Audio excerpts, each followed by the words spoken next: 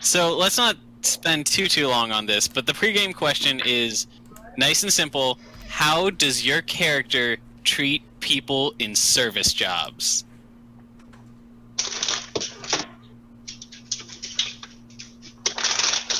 I'm particularly excited to hear Sahbeik's answer. I just didn't have the volume turned up on my mic. You dummy. Fantastic. Hey, real quick, all of our non-me DMs, can you guys make sure that you rejoin as player for this map, this game? Sure. Okay. It's just the settings in the top right. Yep. Okay. So yeah, anybody service industry? What's going on? I would What's the say question? the pregame question is how does your character treat service industry? Well, it's pretty. Oh, It's okay. kind of boring, but Holgard is very nice Oh, to service what people, the fuck? and he leaves What? a What? Oh shit. nice tip. Yes, as of this check, yes. Hello, can you try again? My thing muted itself. Shit. Holgard is very nice. I can hear you now, to, yes. Can you hear me? I can hear you, yes. Hogard is very nice. to waitresses and waiters, and he's a good tipper. Okay, good. I like that. That all lines up.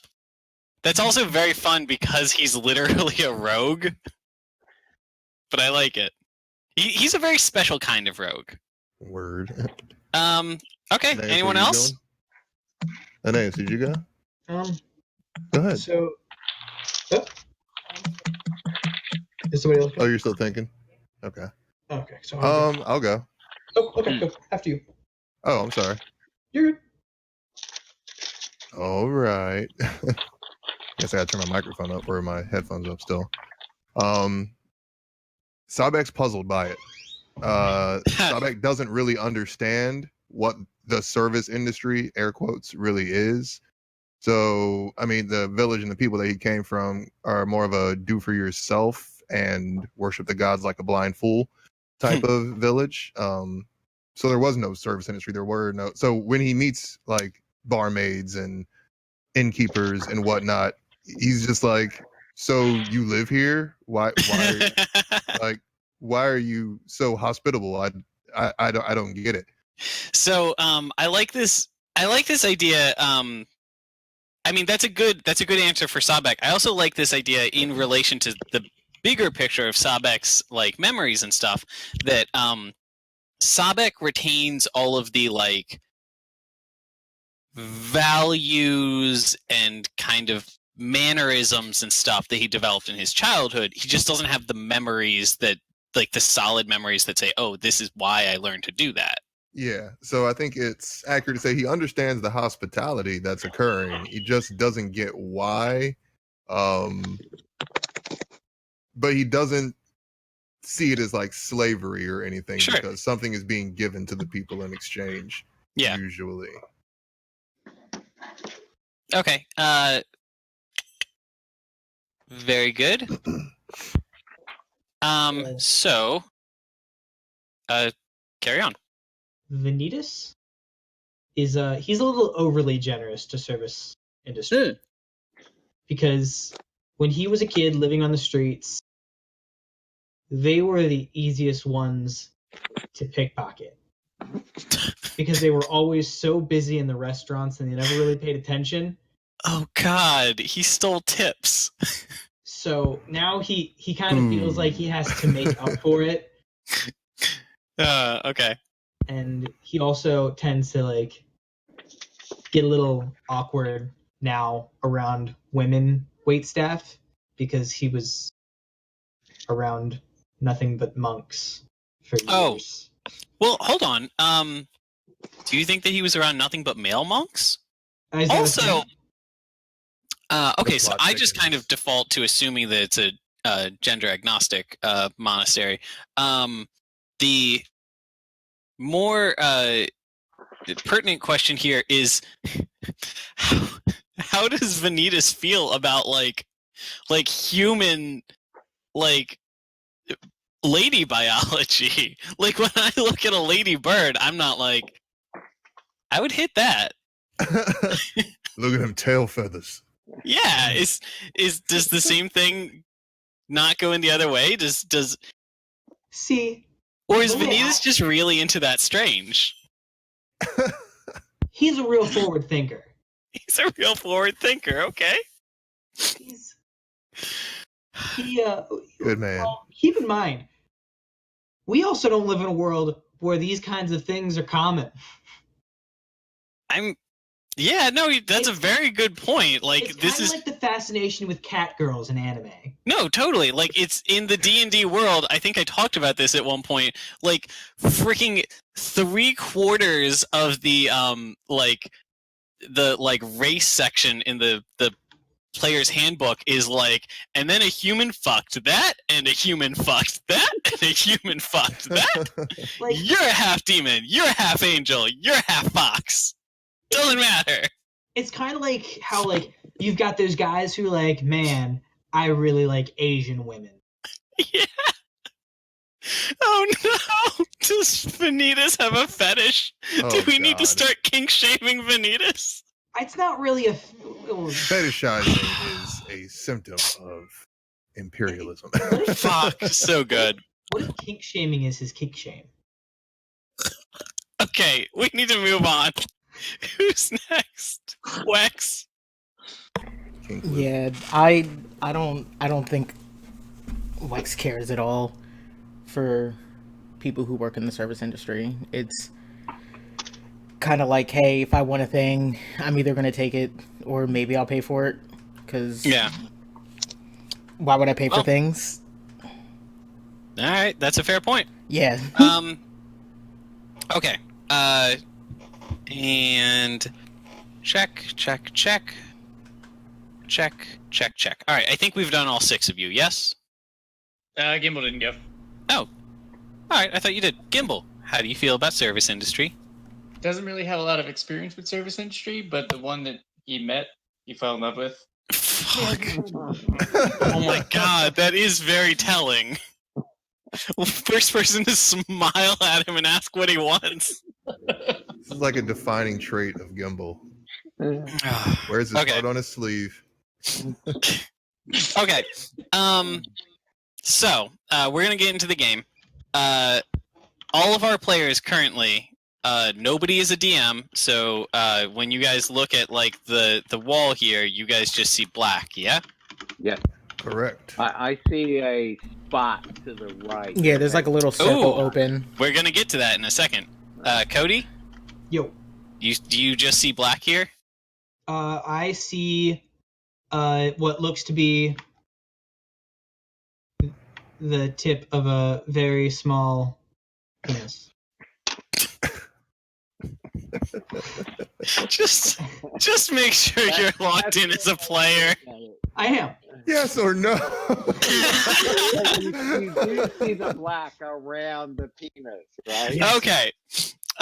So this is going to be our first time in basically the whole campaign that we're going to be dealing with darkness. So we need to go over vision rules.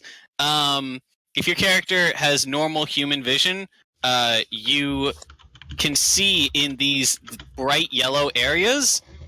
Normally, in these dim yellow areas, you can see it's dim light, so you can kind of make things out, but you're at a disadvantage. I've created these torch icons that anybody can grab and move around. They're a little tricky to grab because this whole map is shrunk down so far, but yes. And then, to people who have dark vision, you don't need light sources at all to see. You can see in pitch black up to however far your personal dark vision is. So I'm going to move Lunara a little bit. You can see that she has this very wide circle around her. That is how far she can see at any given time in the dark. So I actually have a solution to this problem. Which is? If we want, we can say that before entering the dungeon, I gave everybody dark vision, and then took a 30-minute rest, so I regained my key points. How long does that dark vision last, though? 8 hours. Fuck yeah. Oh shit. Well, that's a pretty efficient solution. How many times can you do that? 1 per key point.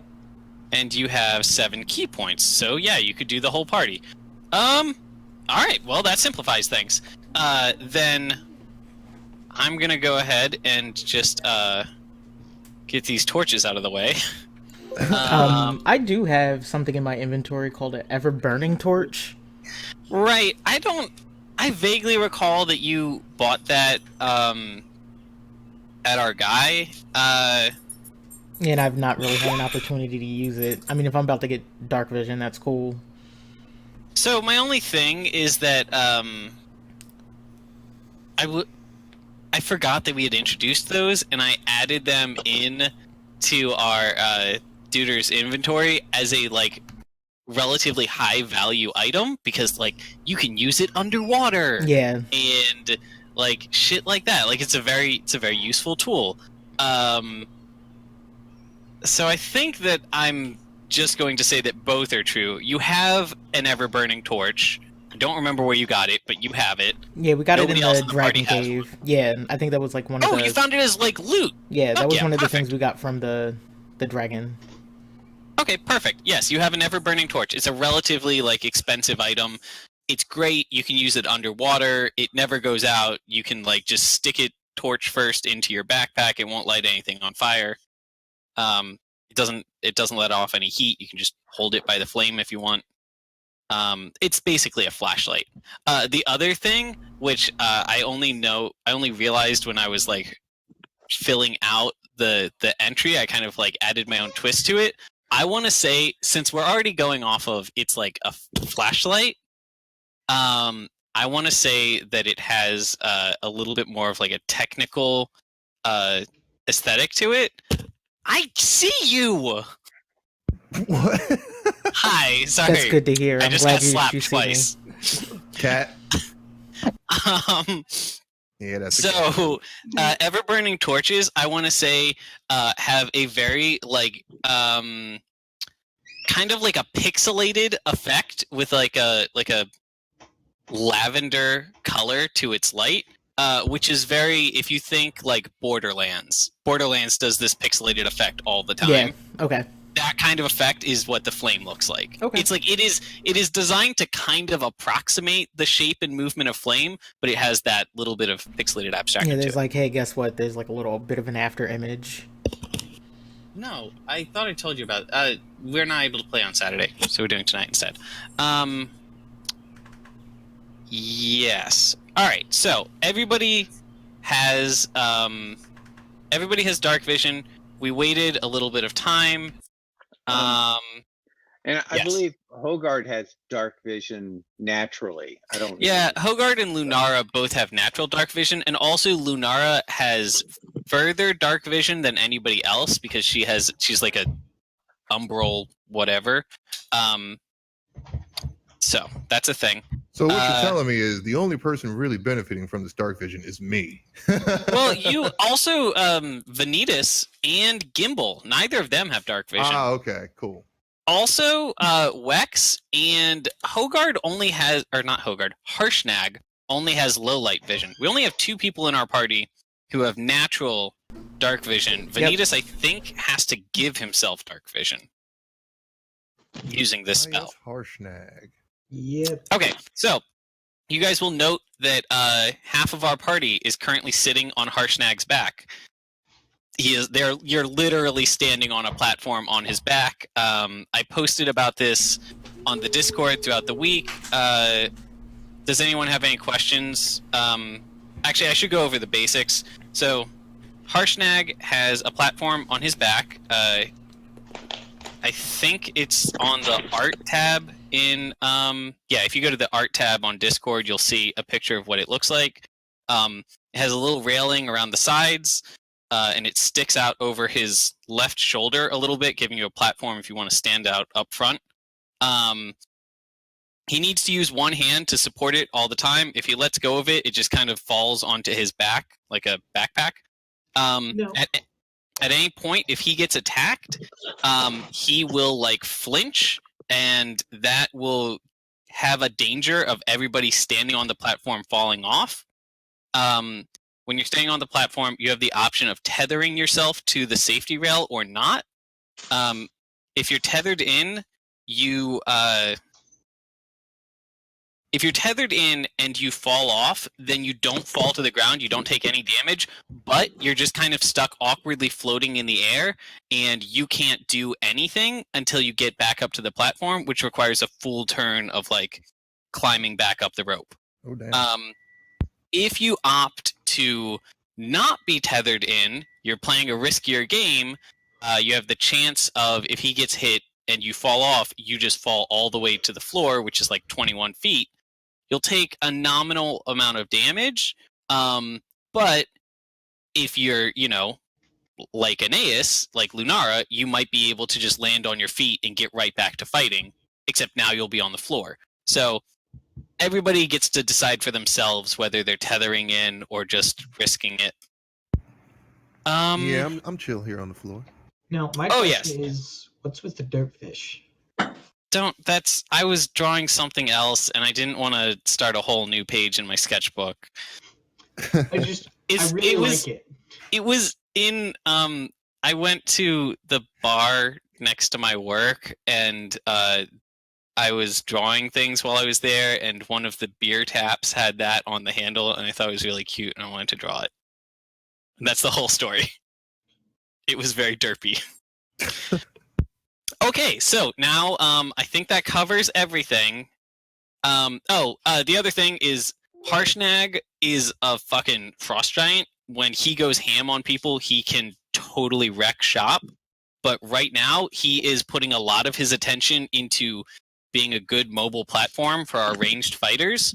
And so because he's using one hand and a lot of his concentration to hold up this platform, he's not gonna like give it his all in a fight, which is a good thing because it's the only way I could balance it. Otherwise, he would be way, way, way OP. There you go. Okay, so does this platform have hit points at all?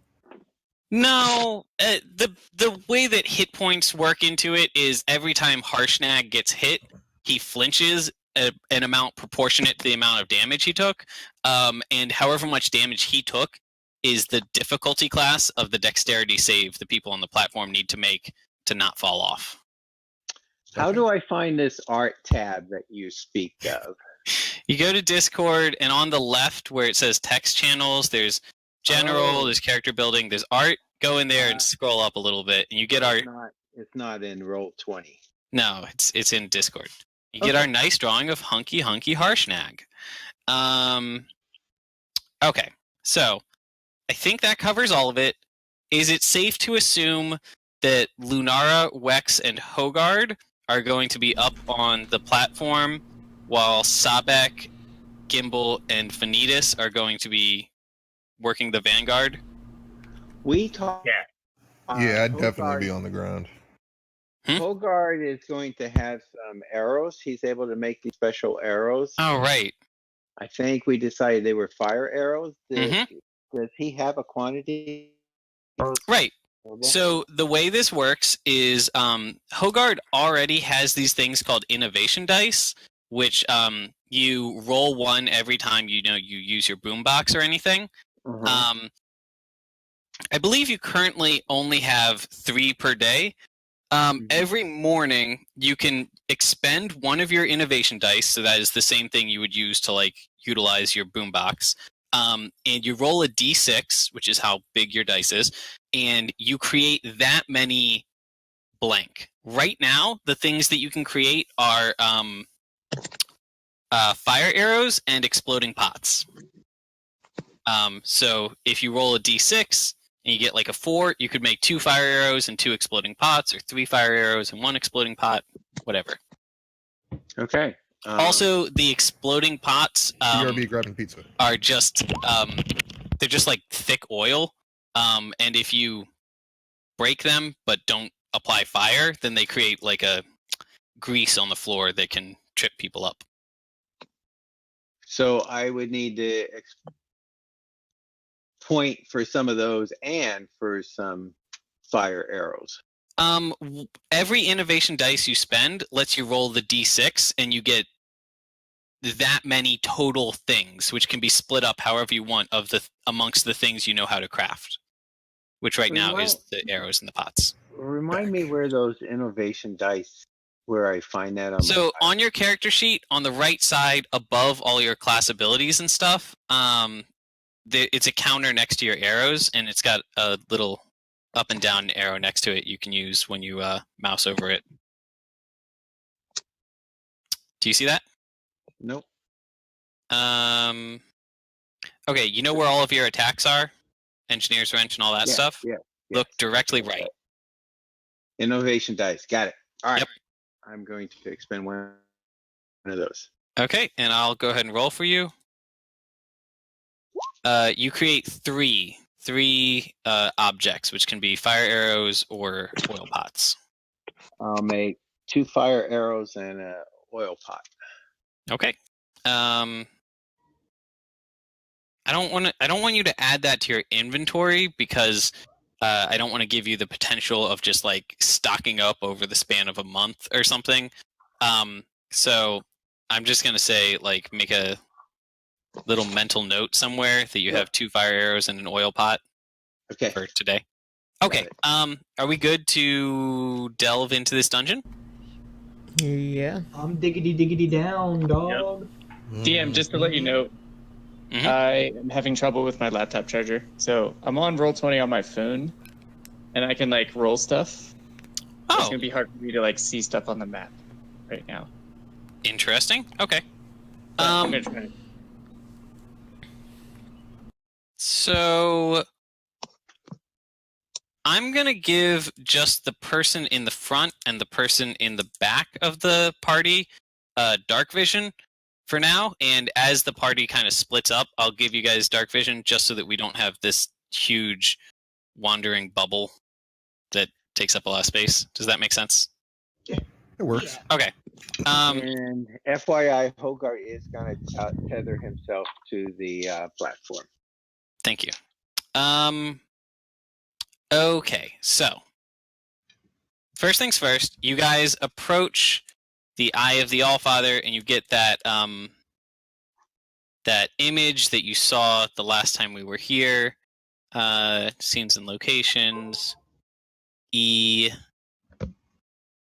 showed players. That is a good depiction of what the area around here looks like.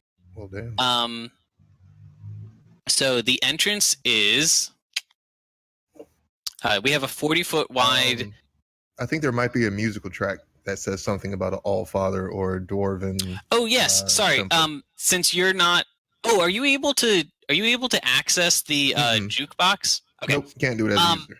Right, I set that up because I knew you were going to be in as a user. Speaking of which. Cool. Okay. We've got a 40-foot wide, naturally formed stone bridge leading to the entrance of this temple. Sheer cliffs on both sides. It's covered with about a foot of snow, and without any difficulty, you can see that there are fresh tracks heading through the snow.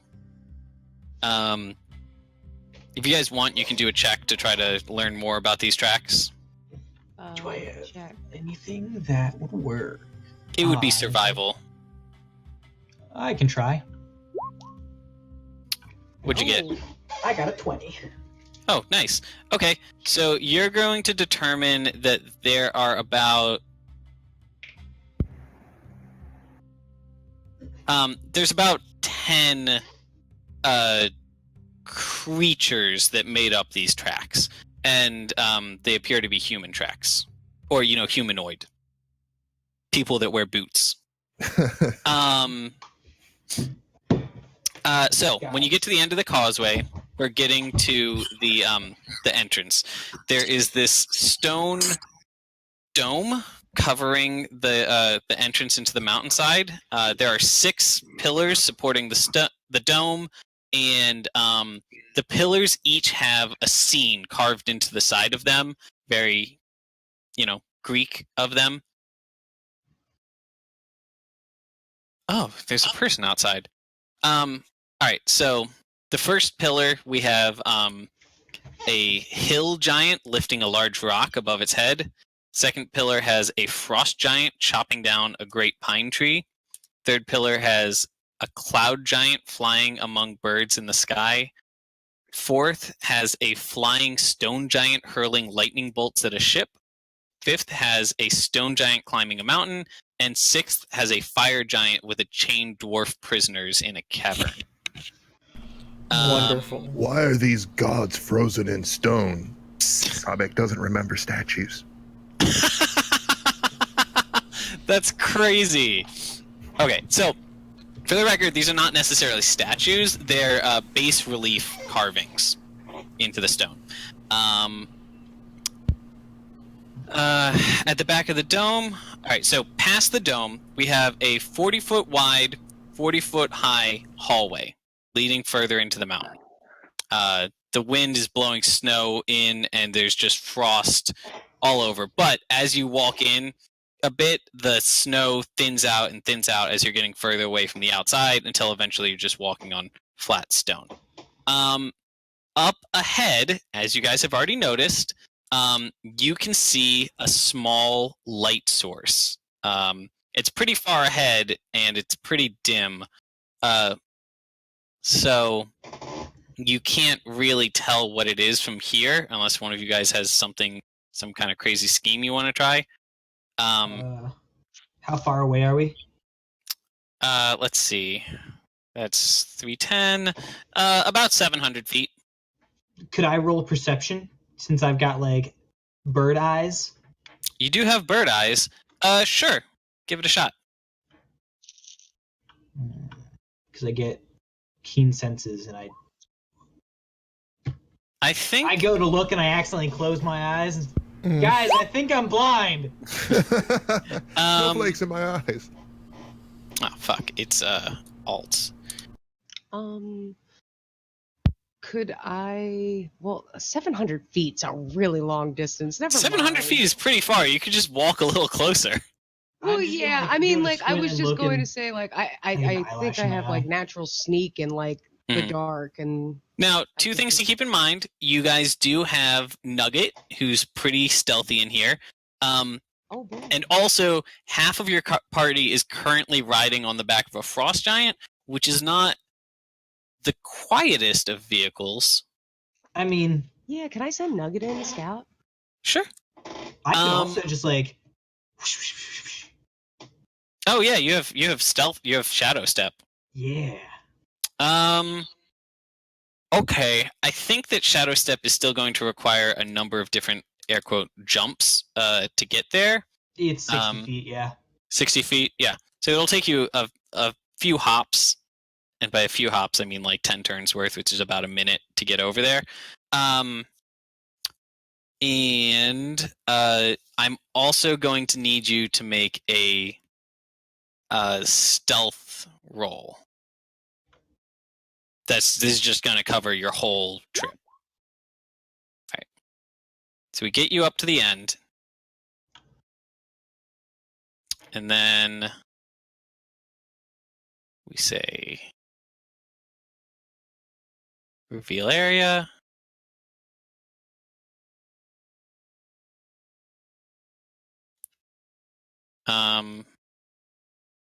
Actually, you're going to get a chance to see the whole hallway decently.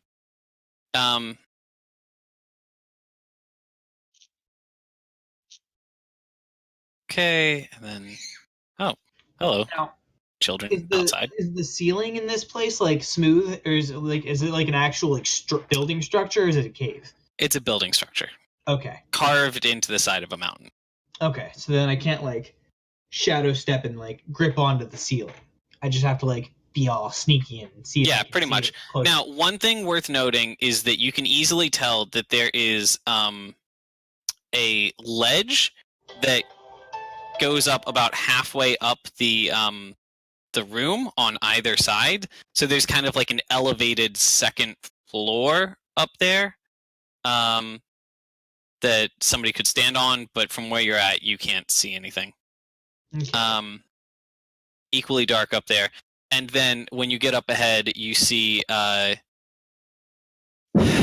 right, so you're gonna just sneak your way on up there. Let's move you up. Fuck. And you rolled decent stealth. Okay. So you get up here, and you can hear from here. You can get a good sight at these guys. There's they're clearly a barbarian clan. They're dressed up in hides, and they're speaking a language you don't understand. There are 4 like normal looking barbarians. Hides, big axes, I think. Yeah, axes. The usual.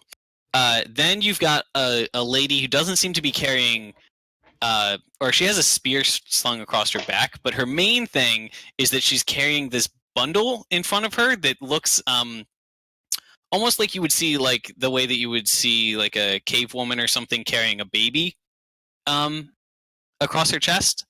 And the last one is you see this guy is just pretty tough looking. If you click on him and press Z, you can zoom into his icon and you see he's just a gnarly looking dude. He's got lots of actual metal armor. Layer, or the token layer.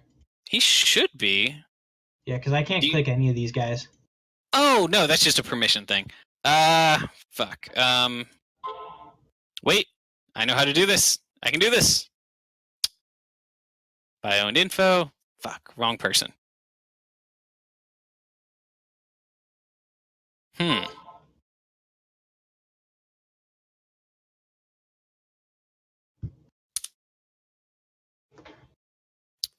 Well, shit. I actually did some work to that you guys see this, so I'm gonna go ahead and show to players. Wait, no, wrong one. Close that one out. Now try clicking on him and pressing Z. I still can't click on him. Seriously? One more try.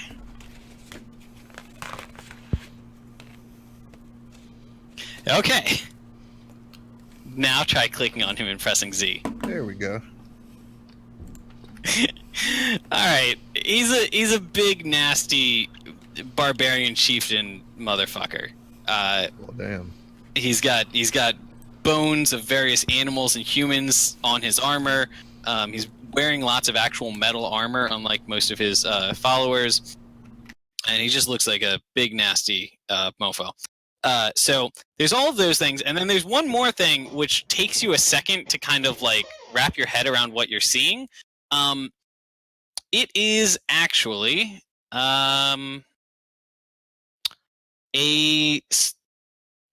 reptilian creature.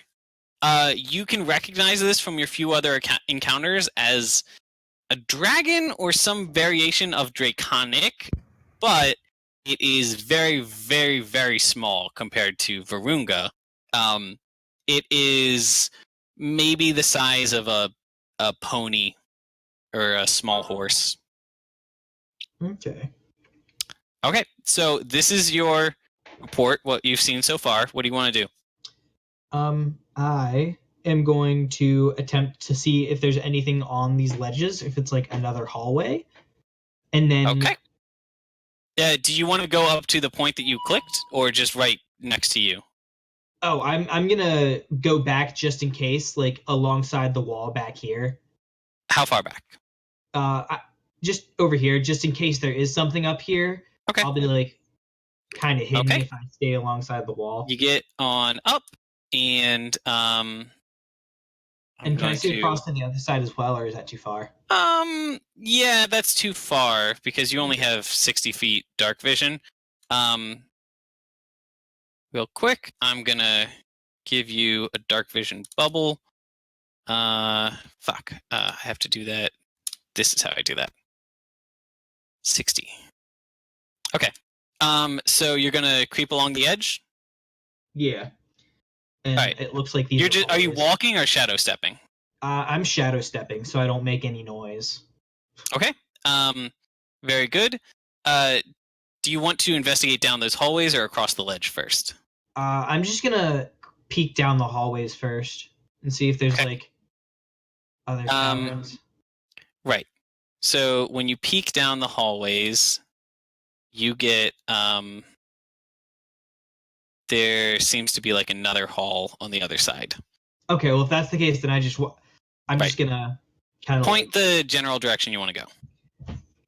Well, since I know this is another hall that's connected, I can assume it's connected to all the hallways because I looked down.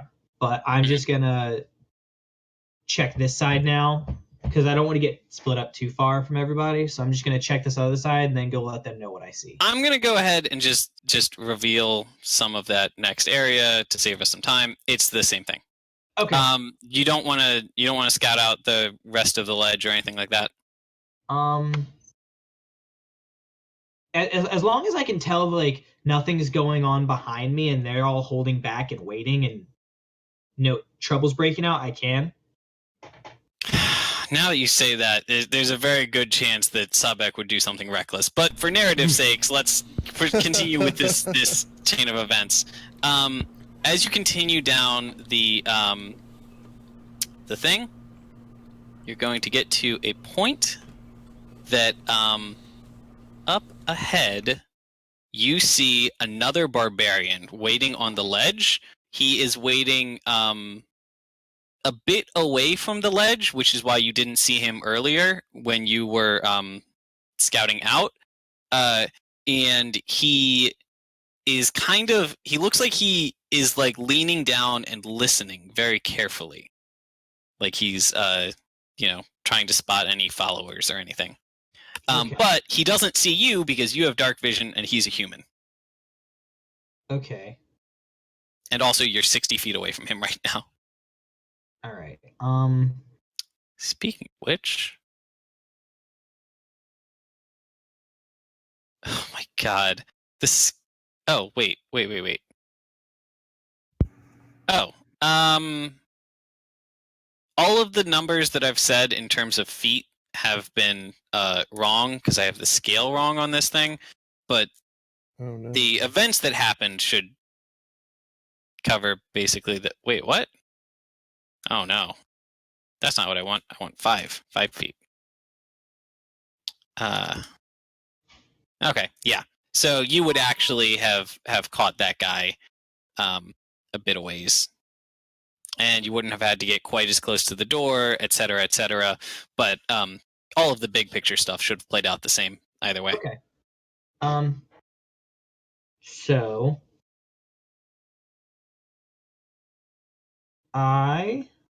So he's like paying attention like over this direction. He looks like he's like he's watching with his ears the hallway beneath that you had shadow stepped down earlier.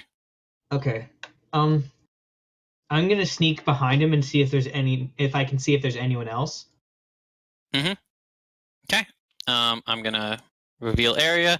You only rolled a 15 on stealth, but given that you're shadow stepping and being very cautious, I think that's fine.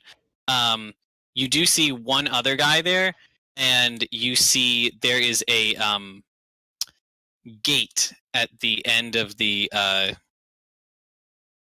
there's a gate at the end of the hall, like prison bars portcullis kind of gate. Okay. Yes. All right. So am I able to say I just did the same look around on the other side as well? Yeah, I think it's reasonable. We're not even rolling for you to see if you how you sneak right now. So I'm just going to move you back a little bit, and then I'll reveal most of the other side. Gimbal, something smells funny here. Venitus has been gone for a while. I'm going to check ahead. Of course. Venitus, as you are teleporting back after... Actually, I think as you're midway through checking the other side, you don't get a chance to check the back rooms on either of these sides, because as you're checking the other side, you see Sahbeik walking along down below. Oh no! Can I like fly? Like you can fly to him or shadow step. Can I just shadow step like right in front of him and be like, "This is a big room." Fuck! Do you actually say that? Yes. Oh man. Okay, so. Well, do I get in front of him before he says that? No, you get in front of him just as he says that. All right, then I immediately shadow step out from in front of him and back onto one of these ledges and hide. Okay, very good. I like that. So you are hiding up here, and as my voice echoes off the walls, Sahbeik scratches his neck a little bit because he smells the dragonling. And he's getting that itch. Can I cast darkness on like Sahbeik? Sahbeik would be blind if you did that. It's already dark in here. Darkness creates a magical darkness that that's my hope, because this is because Sahbeik ruined the stealth operation. Okay, Cody, do you really want to do that? One second. Let me see how much darkness actually affects the area. The big thing is I'm pretty sure it creates a magical darkness that dark vision can't see through. Oh no, I know. 15-foot radius. So would that cover like the entrance to the hallway? So if these guys like went to go look for us, like look down the hallway, they wouldn't see him or anyone behind him?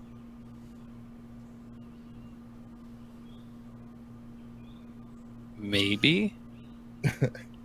You could also Oh, I'm just gonna cast darkness on one of my knives and throw it in front of Sahbeik. Okay. So he can it's not him radiating the darkness, and he can get Do you want to communicate to him that you're going to do this before I was about to shout again. Because you were down there with him before you hopped away. I'm just gonna, like, I wouldn't have a lot of time because I'd have to react pretty quickly. So I'm just gonna be like, Sahbeik, go with the plan. And then I'm gone. Okay. Fuck plans. Goddamn magic users. Okay. I'm gonna be pulling something up, but yeah, let me know how you react to that, and then let me know how all the other players react to that.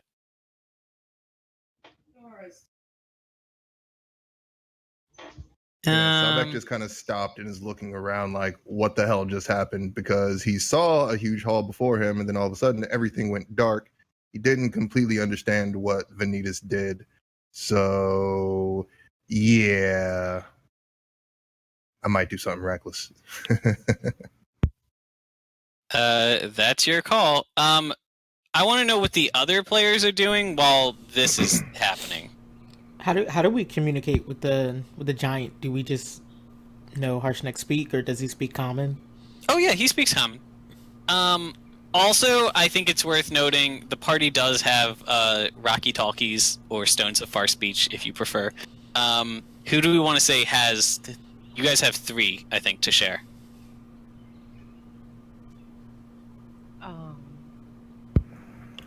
Can we say that somebody slid one into Sahbeik's pocket, like before he started walking off? Sure. Okay, so Sahbeik has one. My question is, what does Sahbeik do when his pocket starts talking to him? Go bananas. What do you think? So, is this just like a thing we've all planned out, that whenever Sahbeik's about to do something dumb and reckless, we try to give him a walkie-talkie so we can talk to him from far away? Okay, I think we should establish this has happened enough times that you guys, Sahbeik knows what the Rocky Talkies are, and you guys have basically just required, like a 6-year-old on a field trip. Sahbeik is just required to carry a Rocky Talkie with him at all times. Yeah, and Sahbeik is just headstrong and impatient. So like stealth operations that last for more than a couple minutes, he's just like, okay, somebody must be bleeding. Time to go check. Okay, so if you have Rocky Talkie on you, then I'm just gonna like after I cast darkness in front of you and you're confused for a minute, I'm just be like, "Yo, Sahbeik, relax. This is me. I have an idea. Okay, just go back and get everybody else." Planning is useful. Plans are worthless. Hurry up. Okay, now while he's going back to get everybody else, I'm going to shadow step right here. Okay. And then just like fucking how far am I from your Brent, bubble can you restart is the music? Oh yeah. actually, I'll stick it on a loop. Your bubble is 60 feet. okay, so if I do like stunning strike on somebody not in combat, is that like knocking them unconscious? Like is that something I can do? No, it would just stun them for 6 seconds. Okay. But they're not able to speak during that time, and they like fall on the ground and all that stuff. Okay, so there's no way to actually like knock people unconscious. Okay. No, the game. Different games have different rules for it, but it's generally like we try to not let people just do like one-hit kills. No, that makes in sense. any situation. Okay, so then if that's the case, I am just gonna like I'm gonna try to imitate Sahbeik's voice in the eyesight of these guys, so they don't think it's a big barbarian-looking motherfucker. Instead, it's just a scrawny little bird dude. Okay. And once they see me, I'm just taking off in the other direction, and I'm gonna lure them towards the party that has a giant and the rest of my friends who can help us fight. Okay, so as soon as you... I want to say, actually, as soon as they hear Sahbeik's cry, they start lighting torches and throwing them down into the hall.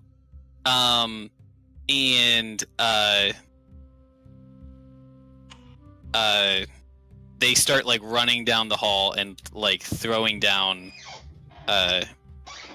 torches on both sides. It looks like whoever's positioned up there has, like, a lot of torches. And so they do note that there's this one area that they like can't see through. But their job is basically to like light things up if something happens, which it did. Okay, so Light them up, boys. at this, how far do I get while they're chasing me? Or I'm assuming they chase me. Actually, they don't. They see you. They like ready some bows, but then they don't do anything just yet. I want to say we've got like we've got a short period. Let's say like 30 seconds or something, where they're throwing these torches down. They're running back and forth, and then there's a kind of a standoff with you. Where after a brief pause, they shout something at you in a language you don't know. So if they don't chase after me... Yeah. Now I've got to make a split-second decision. Do I want to force them to chase after me, since we've already lost the element of surprise, or do I just want to, like, go back and tell everybody what's going on up front? Well, party actually can't really see much of what's happening. They get a hint of it, but 15 feet of the hallway is blinded to them, so they can't see. What are y'all doing? What's going on back behind us? Because there's a good amount that's transpired. So all this stuff is happening. What does the party do once Sahbeik yells and you start seeing these guys throw torches down? These guys is... I mean, at this point, since it's like they definitely for sure know we're here, I think we would at least tell Harshnag to like walk up so we can get a better idea of what's going on. Right, start approaching? Yeah. Yeah. Yeah. Okay, Gimbal, you're on the ground in the Vanguard. Yep. All right, so the party gets up here so that you guys are caught up with Sahbeik. What do you guys do?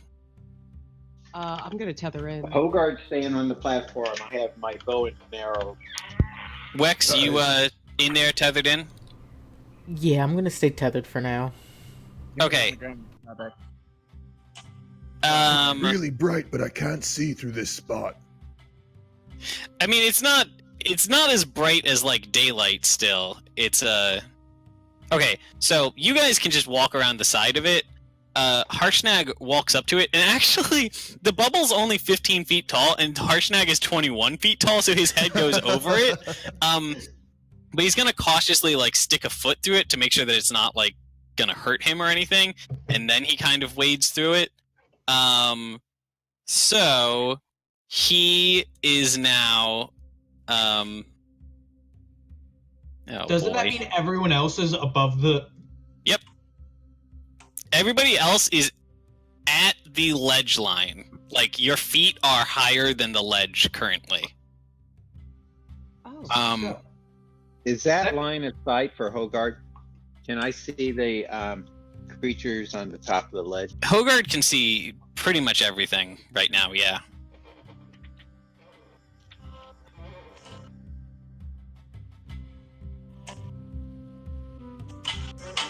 God, this is a lot of bubbles.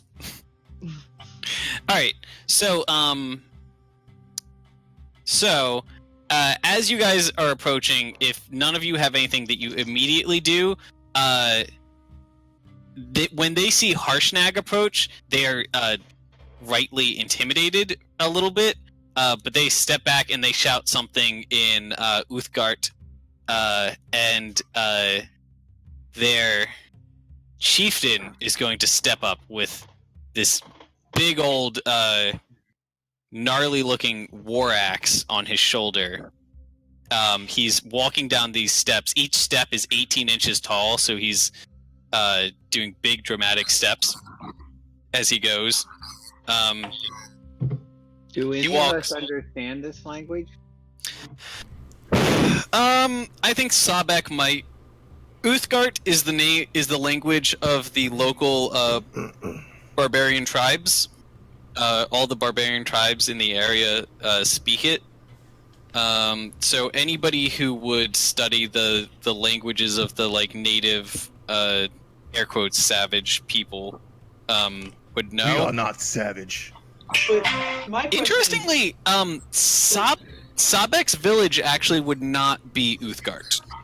Just think religious Wakanda in D&D world. Yeah, you guys are just we're just kind of badasses. What's up? Does Sahbeik actually even study anything? No. No, but I do think that it's entirely reasonable that Sahbeik might have like lived with these guys for a while, because he had a long period where he was just wandering. I think it would be fair to say that Sahbeik can understand like one word out of every three. Okay. So it's really familiar, but not quite the dialect that he's used to. So right. He's like, this doesn't make sense what they're saying. He's not fluent in it, but he gets bits and pieces. Oh, can Wex cast comprehend languages? If you want, doesn't it use one of your 2 spell slots? It sure does. Oof.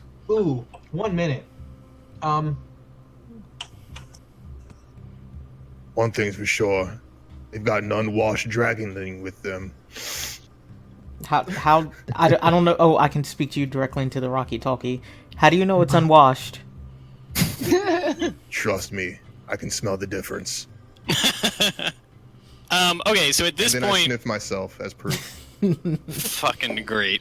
All right, at this point, the barbarian chieftain has raised his axe over his head and is shaking it and pointing down the hall back the way that you came. Okay, dang.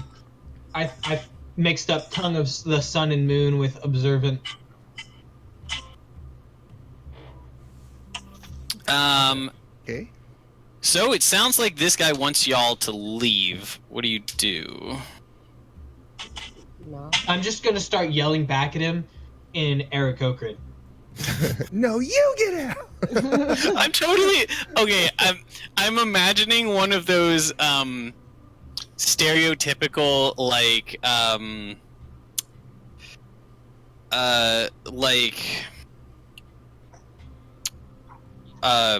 merchant place, shopping center scenes in like India, where you've just got two people just like passionately like yelling at each other, and to me it has that whatever. Never mind, this is boring. So you two are yelling at each other. I think as soon as you start yelling back, he's going to hoist his axe on his shoulder and start slowly walking towards you. Actually, no. No, he's not. He's going to, yeah, this is what they're going to do. He leaves one person up by the door. You guys can now see that, one of these people is chipping away at the door there, because the door is, covered in a thick, like, sheet of ice.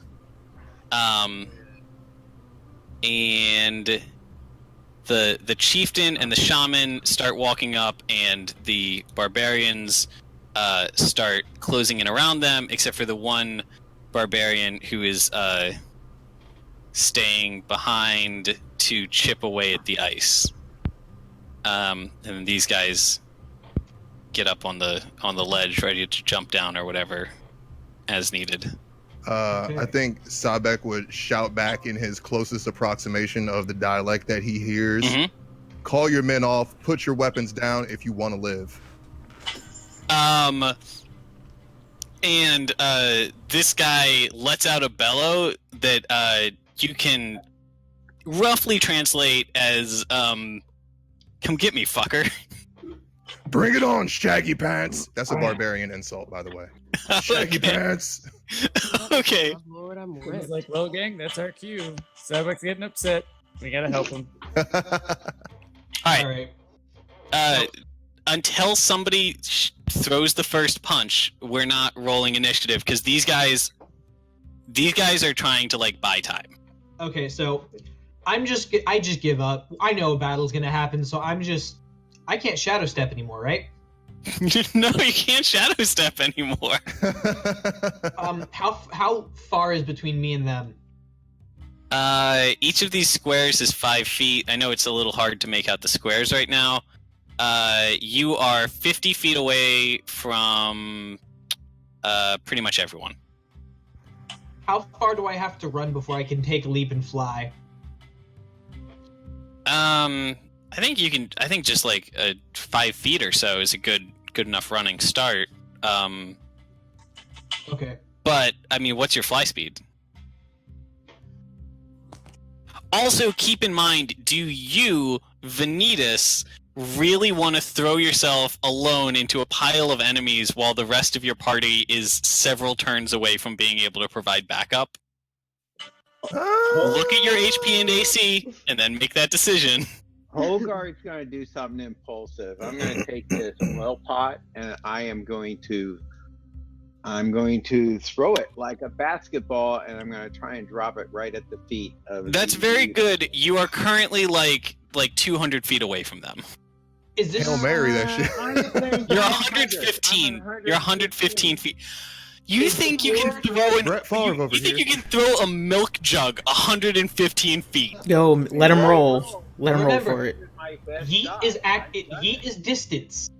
Cody is accuracy. I'm high up. I'm on top of. You are high up. Also, isn't he really good at math? He could just figure it out with math. Can't he just give it the harsh the nag to throw? trajectory of this. It'll hit the ceiling first. Make an athletics roll. Wait, what? Can he give it the harsh nag to throw? I'm gonna shot put that shit. If he communicated that. You think I'm gonna fall off? Ooh. All right. I got a 9. Okay, there's a fucking dirty splotch on the floor right at like 3. Sorry, it doesn't say 3 if you get. There's a dirty splotch on the floor like right there. Is this floor made of dirt or is it stone? It's stone. With a covering of like frost and I stuff. feel like he rolled the wrong thing. Didn't you say roll athletics? He is not stronger than he is dexterous. Man. That might be a negative with athletics. Okay. All right. Actually, no. His athletics is 6. That's still not nearly good enough to get 115 feet with an oil jug.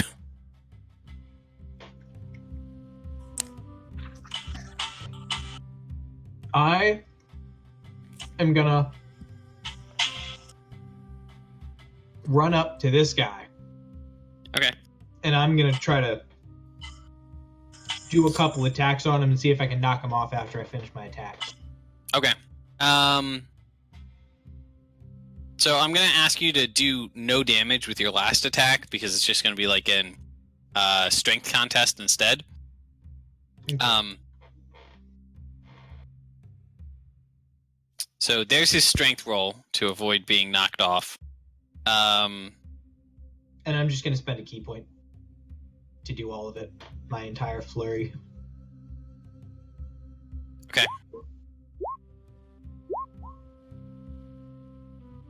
And then you said the last one I gotta see if it hits still. But I don't do damage for it. Sure.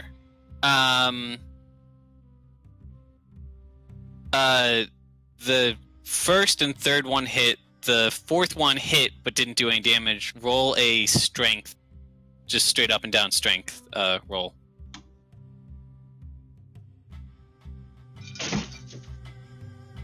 Yeah. Are you sure you want me to roll a strength roll? Yep. Do I don't have advantage. Actually, he's standing on a ledge. He specifically was standing on a ledge to get a good angle with his bow. I think that gives you advantage. And also, you would have +3 to that from proficiency. Yeah. Okay. So, you said the push... first and third hit. Okay. So... And then... I fucking Spartan... Like, my last hit is just a Spartan kick. Alright, so he takes 4 points of falling damage, +6, +9, +2 is 21 total damage. And he is prone on the floor. Alright, we are starting initiative. I think Sahbeik would have started a charge toward that dragonling. As soon as that insult was traded back and forth, because I don't want Venitus to be up there all by himself. That's pretty bad. Oh, thanks for the support, Sahbeik. No problem. You can bro. move. What's your movement speed? 40. I believe so. So you can move up to 80 in a turn, which means. If you're doing nothing but moving, you can get up to here. And you can draw your weapon in that time. Instead of drawing my weapon, can I chug a high dragon's blood potion? Yeah. Yeah. Yeah, you can. We're gonna do that. Didn't you do a macro for those? I did. I don't know if it shows on your screen, but yeah. Okay. Hey, you are a fire type, and awesome. You have all of the effects, plus you are now large, and we get to say...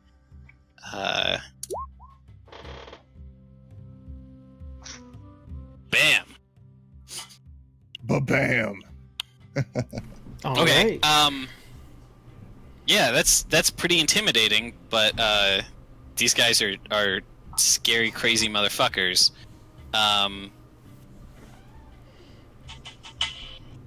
Can we keep moving, like pressing forward, and then like Yes. how far do I need to be to start shooting? Like, can I throw out some Eldritch Blast past 100 feet?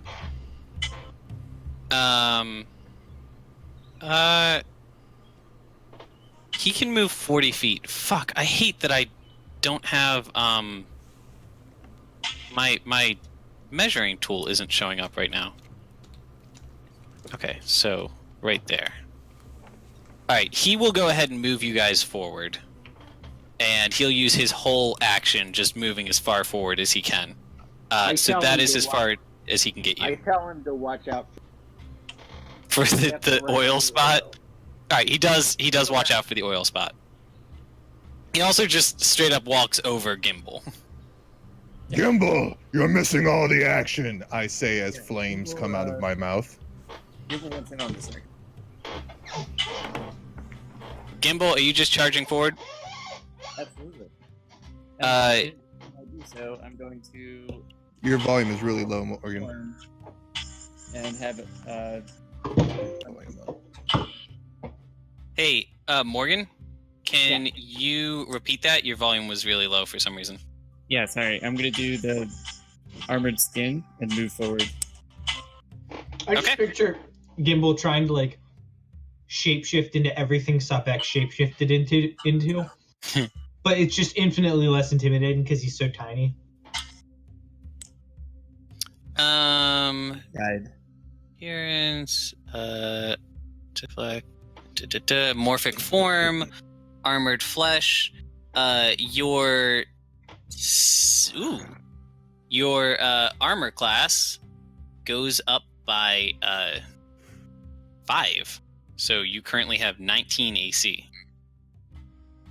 I'm just gonna... Yes, okay. I need to remember to reset that back to 14 once you take that off. Okay, so Gimbal has gone. All of our ranged people have not done anything yet. Hogard would like to shoot his short bow. Did I already use my turn throwing that pot? I don't think so. That was posturing. I'm going to shoot at the guy who fell off the ledge, who's already partially damaged. Cool. Are you shooting your double crossbow? No, I was just shooting my short bow. Is there a reason you're shooting your short bow instead of your double crossbow? No, but that's what I already had in my hand. So, I just shoot the double crossbow. I think that we actually should probably have him get rid of the short bow. I've got a double crossbow, and then it says 2 double crossbows. Right. So the way it works is you do the top one and then the bottom one, because the bottom one does a little bit less damage. It shoots two consecutively, and the second one's a little weaker. All right. You want to see me do that, so I'll do that. I'll do the double, and then there's the second shot. All right. First one missed, but second one hits. Holy crap, that's loud. Yeah, I'm sorry. Yeah. That's getting picked up on somebody's microphone, I think, is picking up the... Alright, incoming. Ah! Okay. Okay. Does anybody know whose microphone is shouting at us? Never mind, hold on. I had mine muted, so I don't think it's mine. Okay. Yeah, you do 22 damage to this guy with your second arrow. Jeez. Your first one missed solidly and just clinged off of the ground.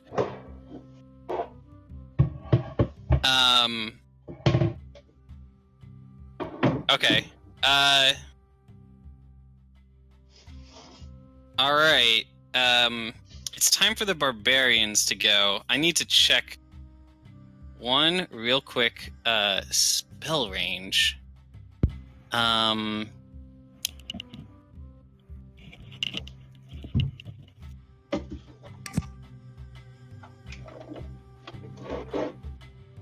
Yes. I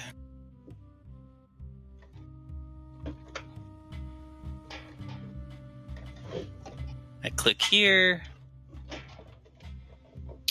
Oh, okay, that's very good. And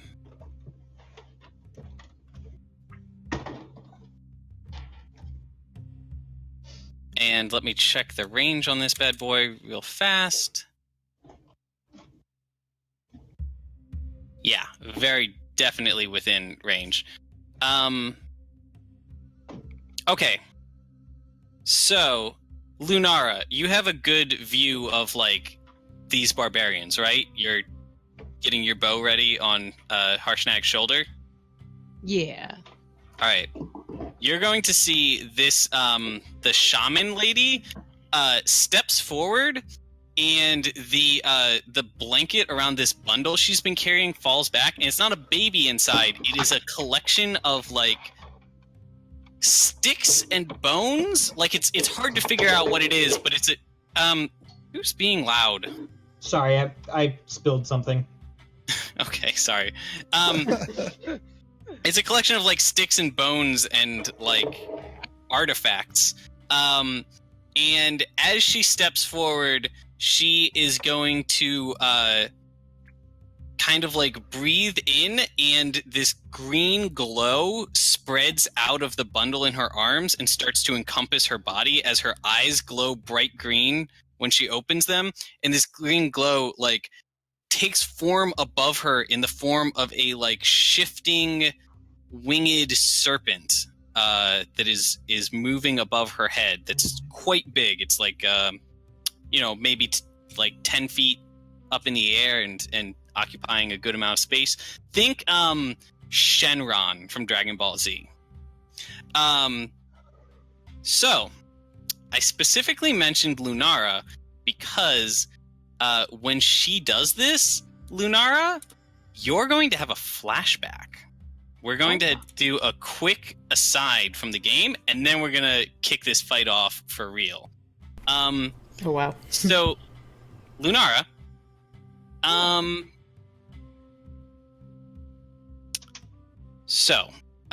when you see this happening, you see this energy come over her, you have a memory from your childhood. This is from a time when you were like maybe a little older than a toddler, but definitely like a memory that you had long forgotten.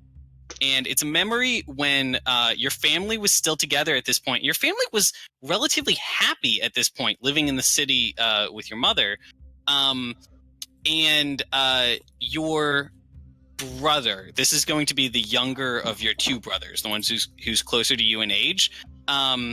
He is playing with you, or you two are both out in like the woods playing, and he comes up to you and he is covered in this golden like ectoplasm with this shape of like a squirrel hovering over him, and he's so excited and he's telling you about this great thing that's just happened. Now you don't remember any of the details, any of specifically what he said, but something had happened to him and he had awakened this new power, and he was just wanted to share this with his sister.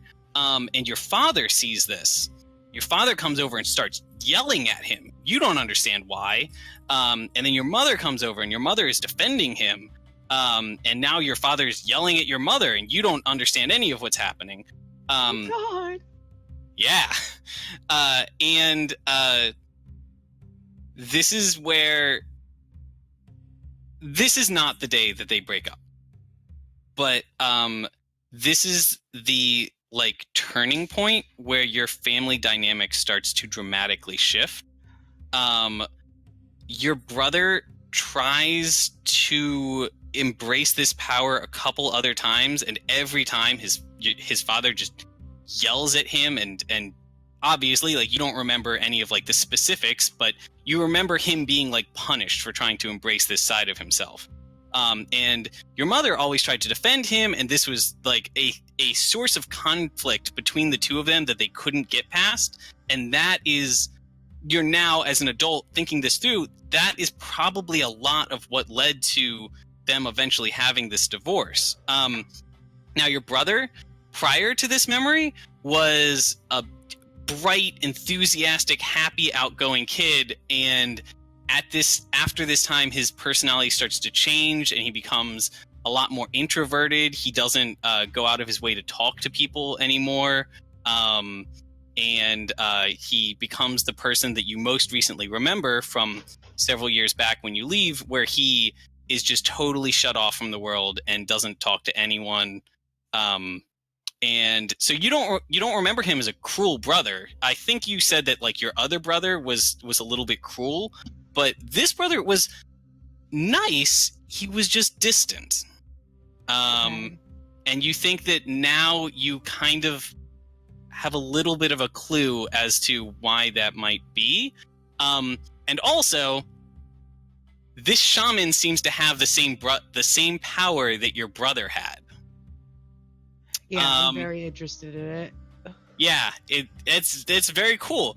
All of that happens in just a few seconds as you see her summoning this spiritual, transparent ectoplasmic creature above her, and then the creature lunges forward. It crosses the 80 some feet between the two of you, and is suddenly in the air around your group. Encompassing both you guys and Nugget and Harshnag. It's actually a 30-foot area, and this dragon is swirling back and forth in this mesmerizing pattern. It's passing through you, not dealing any damage, but it's shifting colors and weaving in and out of itself, and I need you guys to make a save. I need everybody in that group to make a wisdom saving throw. Ow. Ah! Murder! Okay. Can somebody make a saving throw again? I'm watching these volumes. Morgan, it's you! Did you need Hogard to make a saving throw? Yes. Because he had to turn his volume up. Or Yeah. just turn his up individually in Discord. Well, Morgan, you should consider putting on push to talk.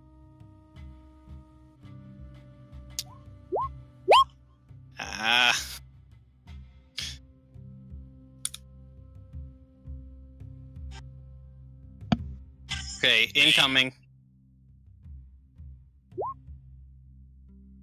Yay! Okay, yeah, that was decent. Good shit. Good shit, guys. Awesome. I love that team effort. I forgot I muted myself. Some of those did Hogard just get messed up? Some of those were pretty close, so I have to check.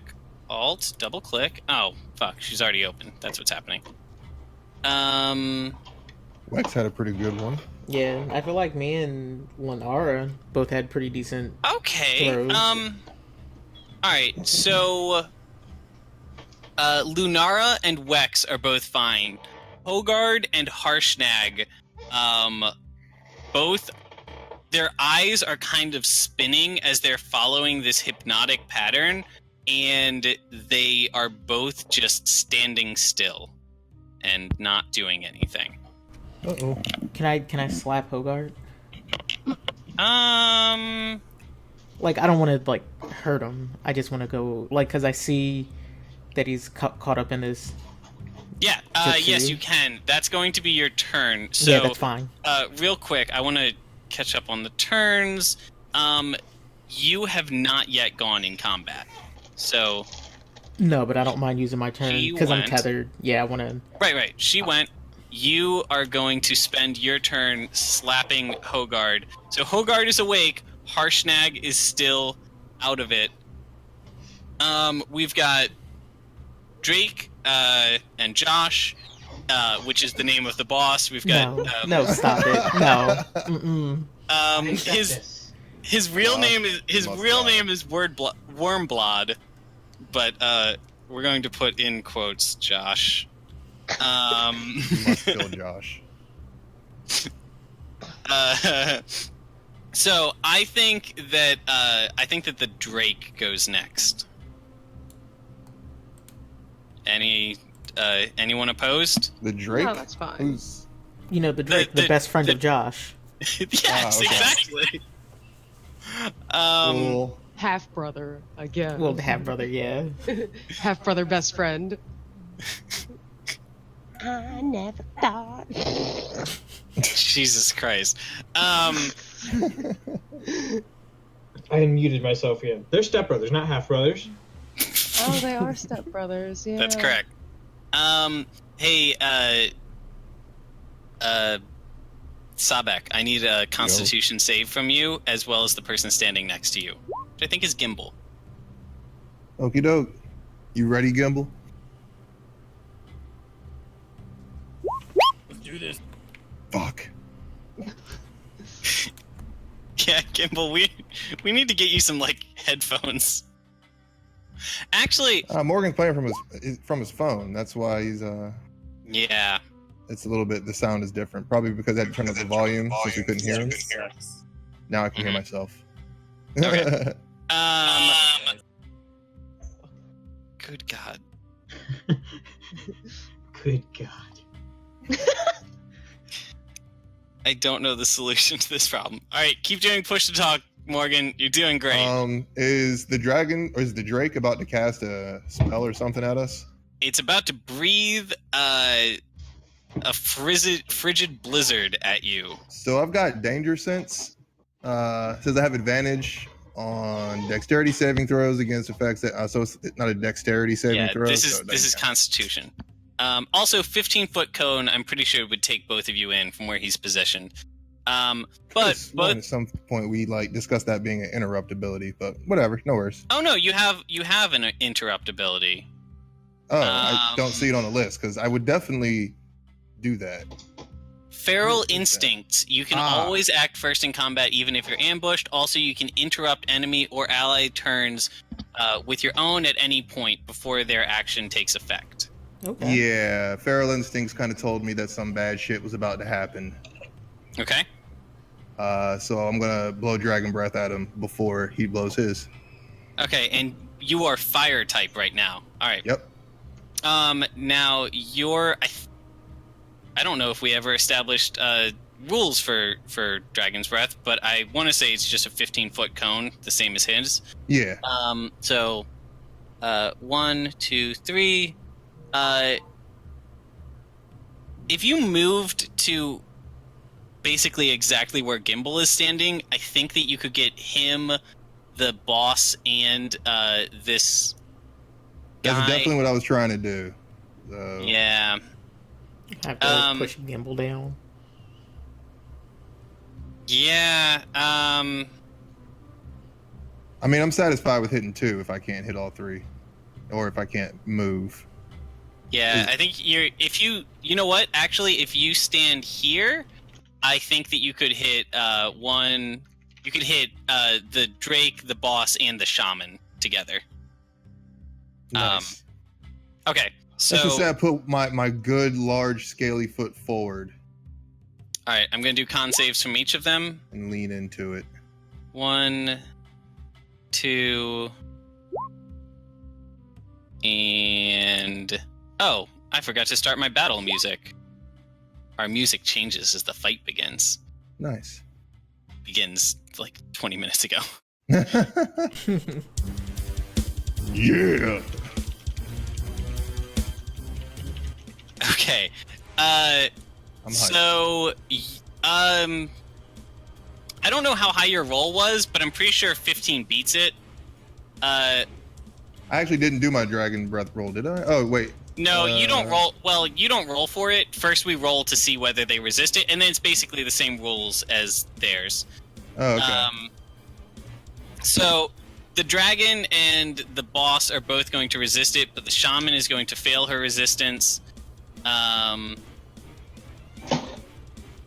Dragon's Breath, you do 2d8 plus Constitution damage.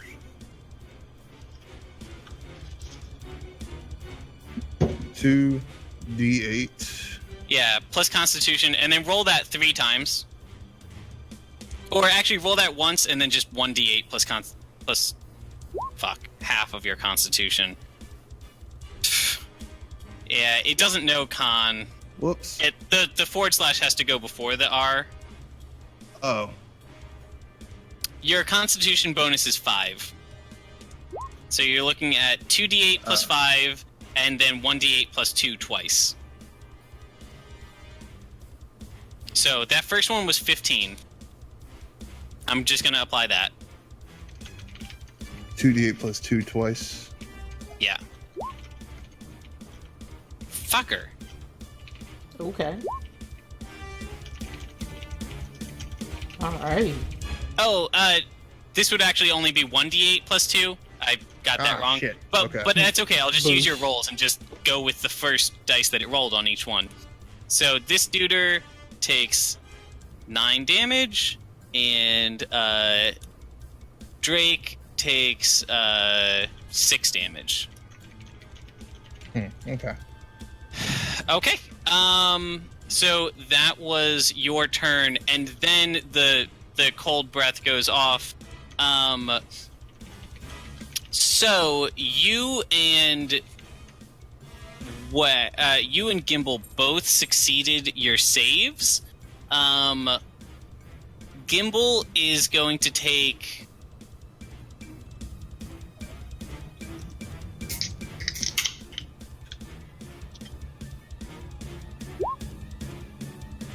Gimbal takes 10 points of damage. Actually, I don't think Sahbeik is going to take any. Music's a little bit loud. I just turned down the individual game music. I turned it down a little. Okay, yeah. So, Sahbeik, you are getting half damage already because you succeeded your save, and then you have resistance because you're in dragon form. So actually, yeah, I'm gonna roll it, but you're getting a quarter of the original damage. So you take 8 points of damage instead of 36, 32. Excellent. So Gimbal, you're down 10, and yes, and Sahbeik is down 6. 8. Down to 61. Okay, so the dragon has just gone. Our shaman has already gone. I think, Lunara, do you want to go before the boss and the barbarians? Sure. Is the dragon thingy like still surrounding us? Okay, so it's yes, but it's I'm no. just wondering if it's once like, you oh, resist maybe it, my you're just shot. no. Once you resist it, you've just totally resisted it, and then you can like ignore it. It's kind of like a. I kind of want to focus this shaman, but I feel like she's furthest away. Oh, you've got a pretty clean shot at her, and what's the range on your bow? Would I still be able to like learn more about her if we just straight kill her? I'm worried about her causing the most trouble, that's all. But I'm interested because of the connection to my brother. I mean, you could like do some investigation work to try to find out about like more about their culture or something after you leave the dungeon, but if you want to learn from her herself, you need her to not be dead. If you wanted a sleeping arrow at her? Oh shit, you have sleeping arrows, don't you? Yes. That's very convenient. Yeah, shoot a fucking sleeping arrow. Your longbow has a range of 150 before you get any disadvantage, so you're easily within range of her, especially because you're up high. Even though it's all lit up, I can still technically do my ambush, right? Yeah, the first round of combat, I believe, it just always counts as ambush. I want to put Hunter's Mark on the barbarian, since I'm sure others are going to focus him, but I want to shoot a sleeping arrow at her.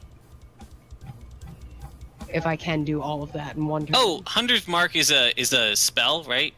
Yes, I think. Oh, I might have to be in range for that. Well, let's see. Oh, that was not helpful. I'll look it up. Hunter's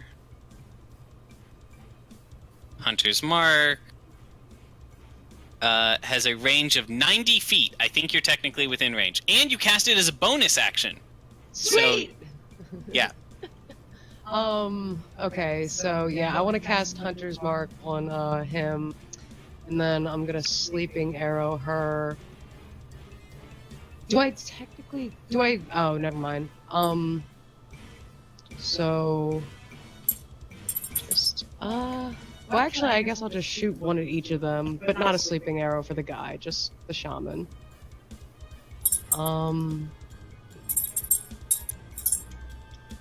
I'm so sorry. Do I have to click the hunter's mark first, or did you already get that?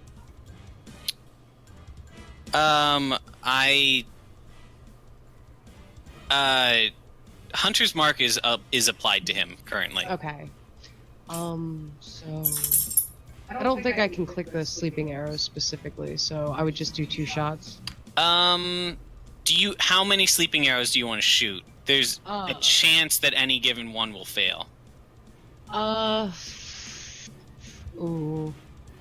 Yeah, I'm just gonna do 1 sleeping arrow for the shaman, and then, I guess I'll do just a regular arrow for the other guy.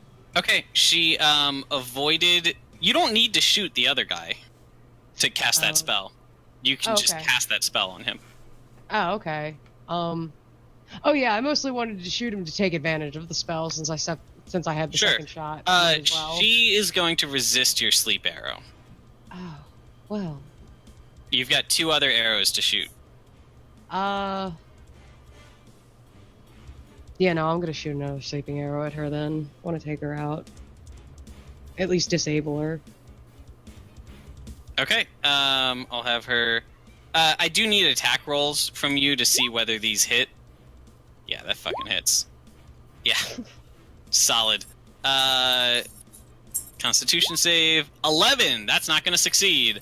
She is ZZZ. Nice. Oh, God. I'm sure we have one. Do we not have a ZZZ emote? How odd.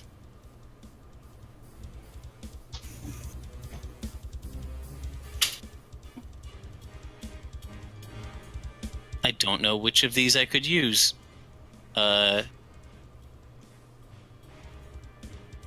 Okay, I'm using this...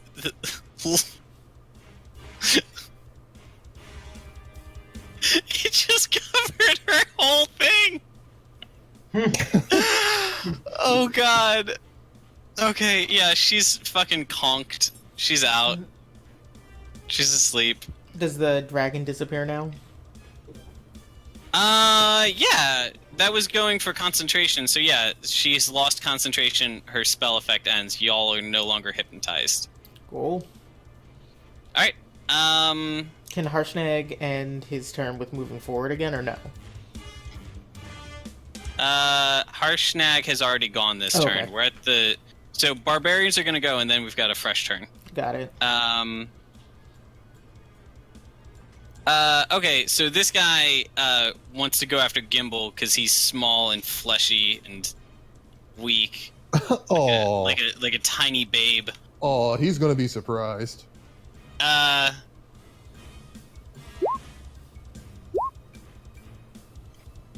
he's going to have advantage on both of those attacks, because he's attacking recklessly, but that doesn't help. So he's... The first one's going to miss, because you've got freaking great AC right now. Not his... Did you just... There's a box in front of me, and it's moving like it's breathing. Okay. Gimbal, you really wants your attention. You take 17 points of damage. Oof.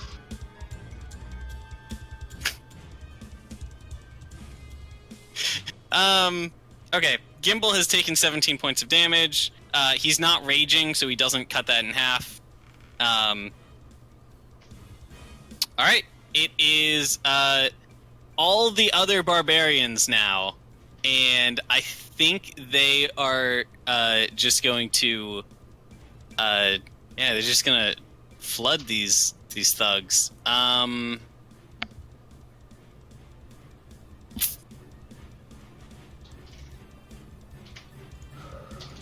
Yeah, I think they would prefer to attack in melee given the opportunity, so that's what they're gonna do.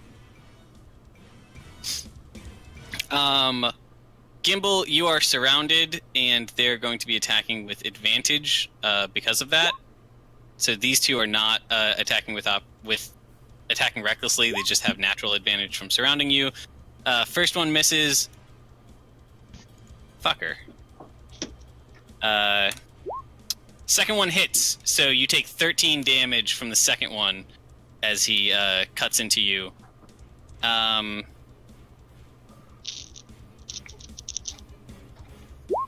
Sahbeik, 24, I'm almost certain hits your AC. You're going to take half of 11 damage, so you take 5 points of damage, and then these two are going to shoot arrows at you.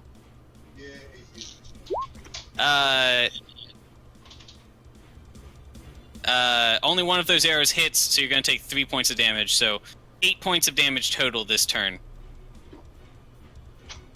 Alright, now we're at the start of a fresh turn. I think you guys wanted to start with Harshnag going first? Definitely. Okay. Oh boy, there's a cat just ran over me. How close do you want him to get you? Because you guys are all within shooting range currently. Do you want him to get up in the fray and start smacking things with his axe? Yeah, he needs to get... Okay, but if he's up in the fray and smacking things, and he gets smacked, you guys could all fall off.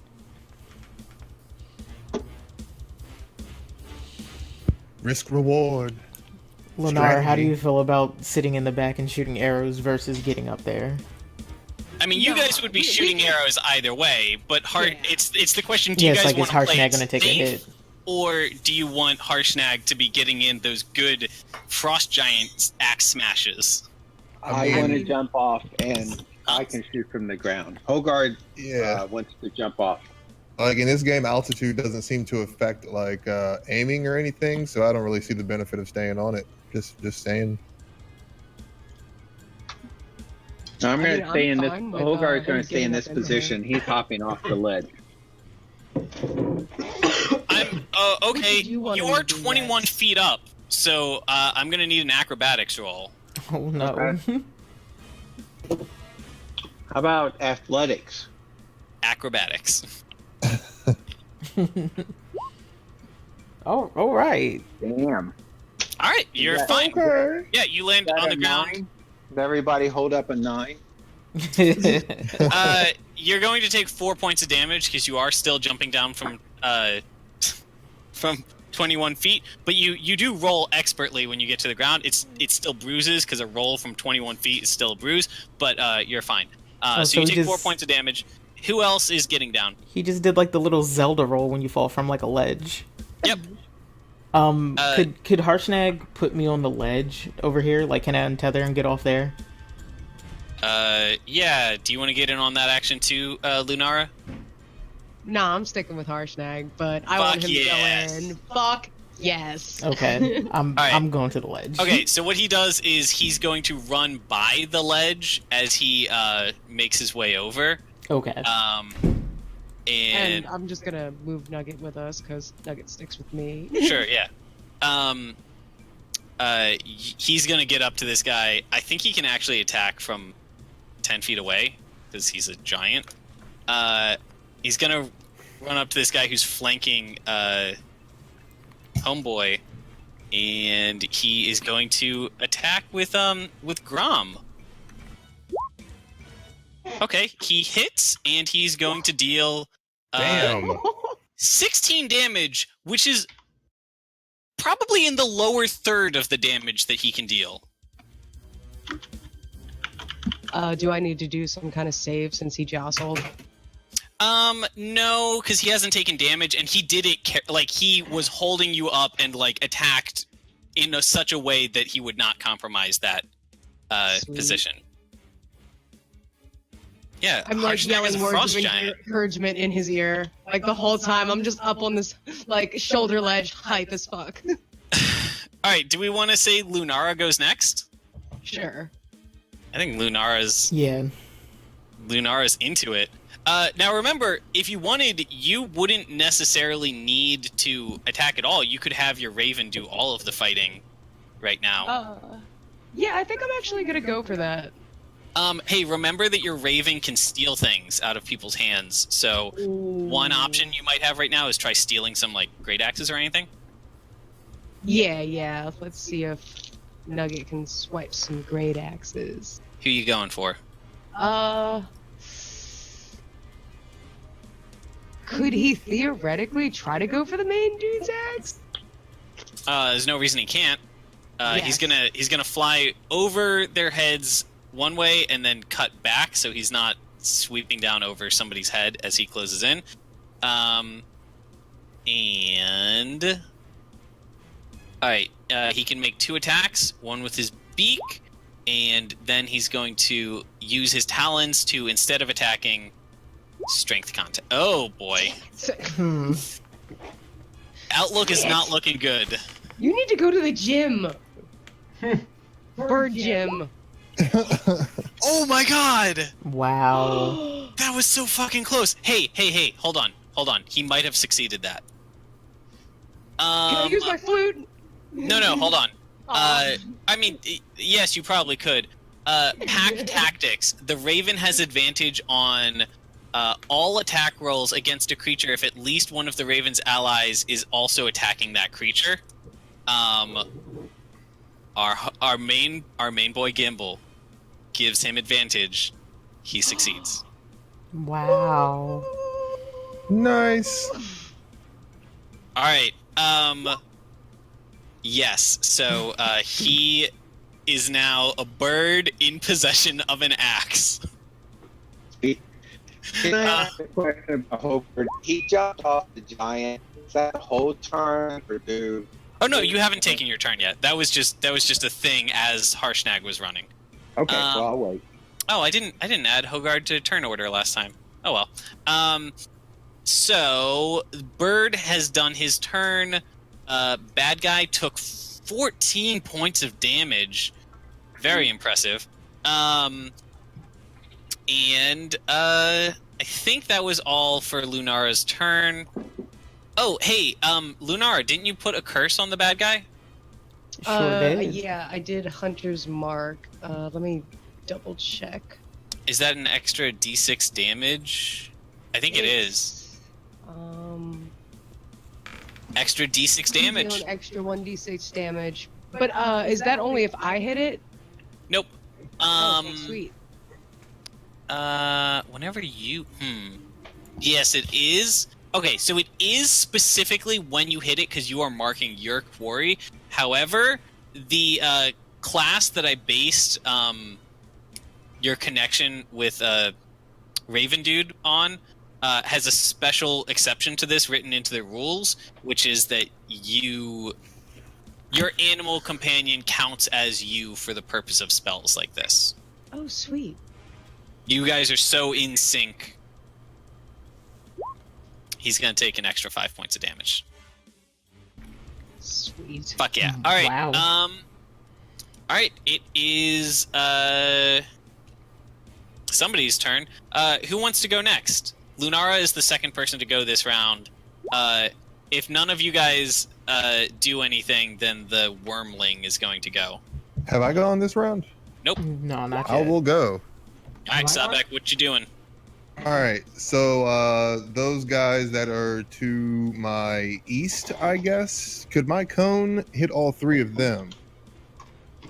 Including the sleeping one that Lunara specifically is trying to save? No, other No, the direction. 3 barbarians. I don't know how to do the purple pointing. You just animation. click and hold while you have your that. Like if I aimed maybe down here? Just because one of them is up on a ledge that's 20 feet higher than the others. Oh, okay. Well, then You could hit those 2. You could hit the dragon and the duder. Yeah, no, I'm gonna hit these 2 with the cone. With the dragon flame. So Okay. yeah. You know you do. If you're only hitting a couple people, I think you actually do significantly more damage just using your sword, because your dragon cone only does 2d8 plus con, whereas your sword does 2d6 plus 4 twice in a turn, and also you can use your claw. Well, since that was a white dragon and was blowing frost, I thought that maybe the fire would hurt it. You did. You hit it with fire last time, and it didn't seem. It didn't have an immediate vulnerability reaction. It didn't its skin didn't melt away like ice or anything like that. All right. In that case, let's see. If I charge past Gimbal using Dragon's Horn, will I hit him? Yes. And also, actually, the one nice thing is you don't necessarily have to. When you're large, you can hit things that are... You automatically have reach. So you can hit things that are 2 spaces away. So you could attack something on the other side of Gimbal from where you're standing. Right. Well, I want to hit this guy near Venitus, and I'm wondering if it will also have an effect on that guy if I do the Dragon's Horn, because that's like a charge. Yeah. So I think what I would say is you have wings, so you could get in the air, fly down, and then like land your charge like right here. Like basically jump in the air, zoom over the boss, and slam into this guy. You know what I'm. Yeah, I'd rather not do that. I want to hit the boss because I was trying to hit like both of them. But if I can't do that, then I'm just gonna like stack attacks on the boss. Okay. So, what do you think's more effective, my claws or my sword?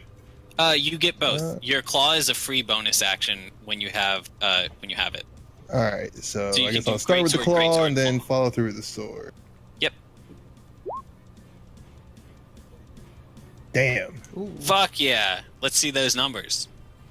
Ah, shit. My bad. That's fine. Just follow through.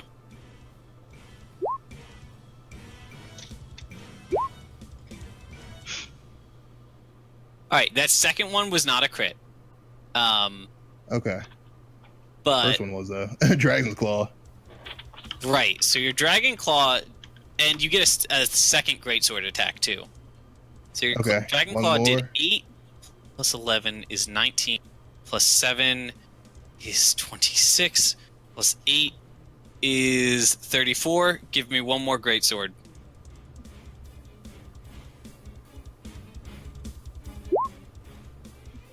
Oh, boo. Alright, and your other one missed tragically. However, you have dealt 34 points of damage to Hermano here. Yeah, fuck you, Josh. Yo, if Josh goes down and Drake does not go into a blind blood rage. Okay, so... And who wants to go next? Do we want to do Gimbal? Gimbal, do you want to try to get out of here? Yeah, can Gimbal go? So, Gimbal, you might want to put on your mic for this part, just for a few seconds. So, one thing to keep in mind is when you walk away from somebody that's threatening you, they all get a chance to attack you, unless you disengage, which you can do for a key point. So actually yeah, don't do that. Don't worry about that. Don't worry about that. Yeah, I'm gonna disengage. Okay. Okay. So Gimbal is going to disengage, and then you mentioned that your focus was getting up to Venitus, which you absolutely can do. So, yep. And I want to use health potions, as many as I can. Can you pass me the ibuprofen? Mm-hmm. Thank you.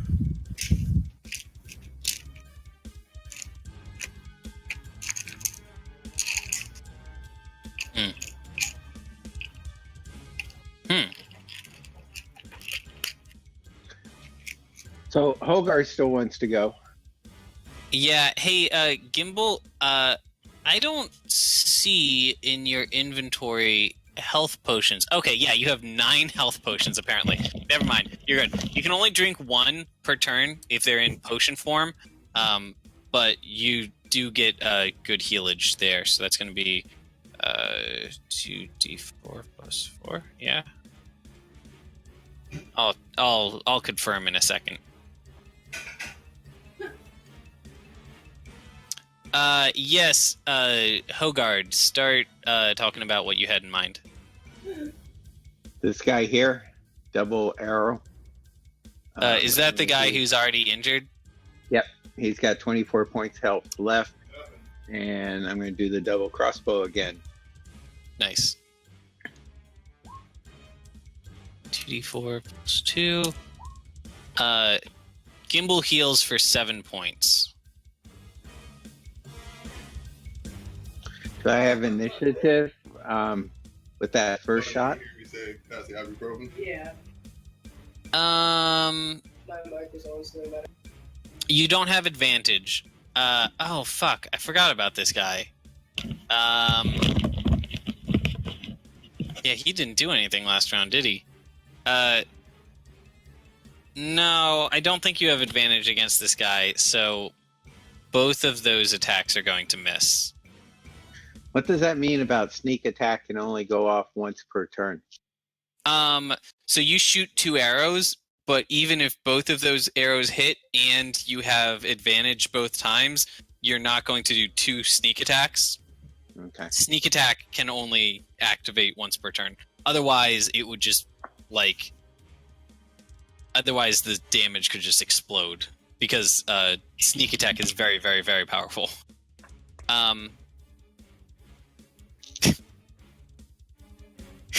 Alright, so... Everybody...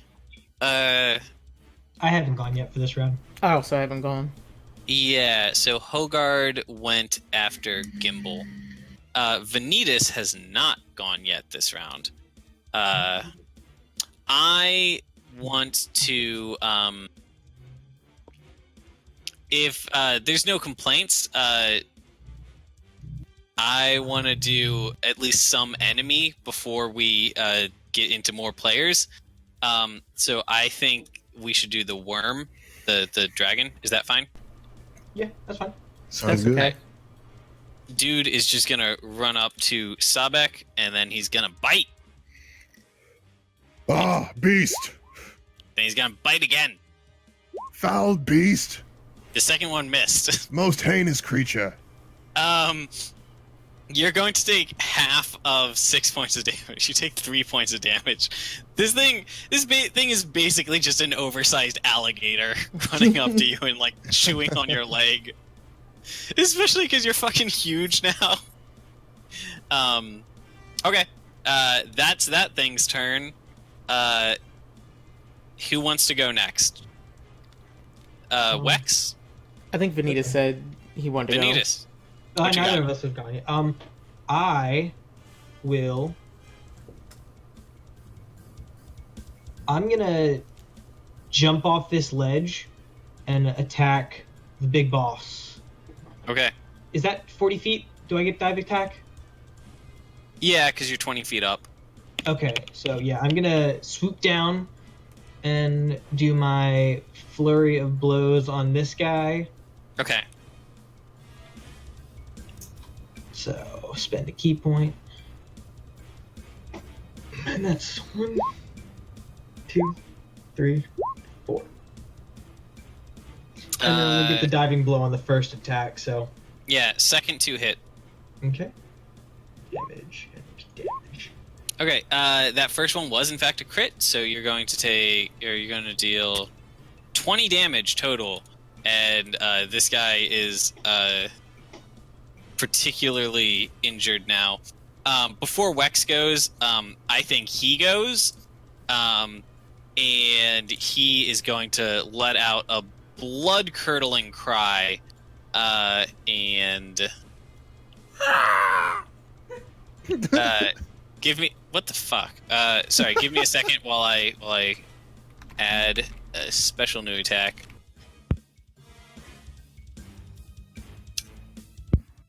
Yeah.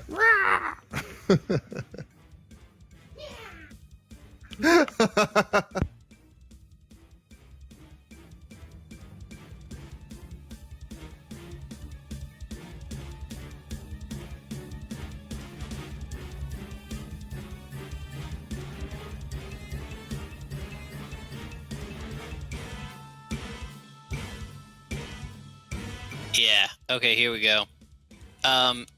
He's going to do this, and he is going to have advantage on this attack. As he rages, he does a very... Oh, fucker!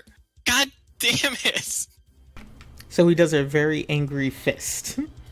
It's just a very angry fist. Just call it Sparking Fist. You planned it, and it was very nice. We appreciate it too. He did the same amount of damage with his fist as he would have with his great axe. So it is still 9 points of damage. Venitus, you get punched in the face for 9 points of damage right after you punched him for 20 points of damage. Oh, actually, hold on. He does get to go. He does get to go again.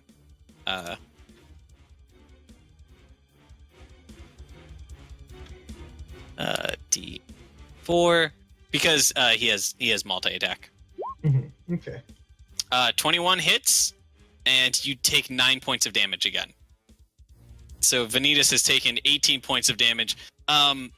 These are both right hooks, and what he does is he runs up and he grabs Venitus by the feather scruff on the back of his neck, and then he pulls Venitus towards him as he slams his fist into his face twice in a row. Birdman! I'm okay. Alright. Shaman is unconscious. Wex, I think you're the last one for this turn.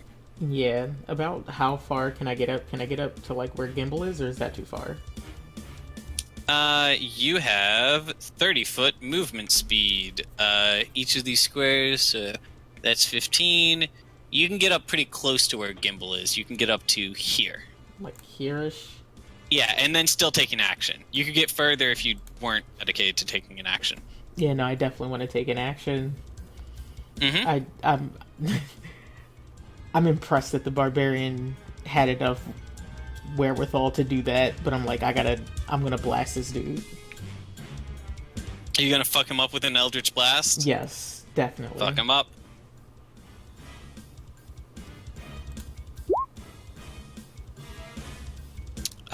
That hits.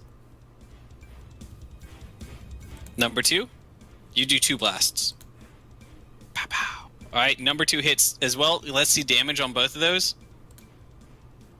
Are you cursing him? No. Okay, so... Holy fuck, that was max damage on both of them. Alright.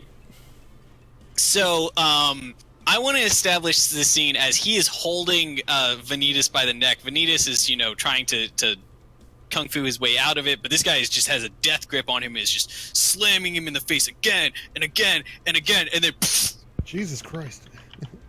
It's just gone. Just poof. There's just a splatter of gore, and his hand is still attached to the back of Venitus's neck, and everything else is just a kind of like a splatter pattern encasing the 15 feet behind him and kind of ending up on top of the shaman lady and encasing the worm behind him a little bit. Drake is now covered in the blood of Josh. Wow. I think that was the last turn for the turn. Screwed up memories somehow channel the movie Shaun of the Dead. He looks at the dragon and says, "You've got red on you." That's good that's canon where you're from. Very good. I also tried to flex and it didn't work. I felt good about that. That was a crit fail. Oh no. He kind of... Oh god. How are we starting the next turn? Are we starting with Harshnag again? Yeah, let's start with Harshnag. I definitely think so. Okay. Harshnag is going to sidestep a little bit, and he is going to stabilize his platform, and then he's going to do a sweeping attack and utilize Swarm Breaker. When you attack against a medium or smaller creature, you can attack another creature within 5 feet of it if you hit. It's cleave. It's just the feet cleave. So 12 is actually going to miss. So he doesn't hit either of them. Damn. He's busy stabilizing the platform, and he tries to get a good swing, and he's not paying attention, and his axe just chips into the the ground actually and gets stuck between two of the bricks, and he has to kind of like pull it back before he can swing again. So that's his turn. Who wants to go next? Lunara? Sure. All right, so remember that you are like on this platform that is kind of like waving back and forth as Harshnag runs around and swings and stuff, but that makes it all the cooler when you get a really hellish shot if you so choose to do, or you could use your Raven, or you could do whatever else. Nah, I'm gonna shoot. All right, who are you shooting? Could I theoretically get these guys over here? Are you talking about the two guys up on the ledge? Yeah. You probably want to target one at a time since they have a decent amount of health. Yeah, I guess I'll go for the one that's closest to me, so the one on the left. Okay. All right, get your 2 shots off. Oh, do you want to use any special kinds of arrows? I have like 15 flame arrows, so I'm just gonna shoot 2 at him. Okay, just so you know, I retconned flame arrows a little bit. They only do 1d6 damage now because with the new price model, I wanted them to be something you could buy a lot of. Okay. And use like pretty regularly, so they're not as big of a bonus. Okay. So. Ooh. That first one hits. Yeah. Why won't... Oh, because I already have Lunar open. There we go.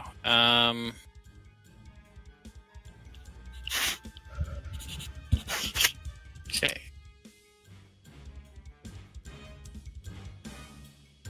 Explosive arrow and... Flame arrow. Mother... Son of a bitch.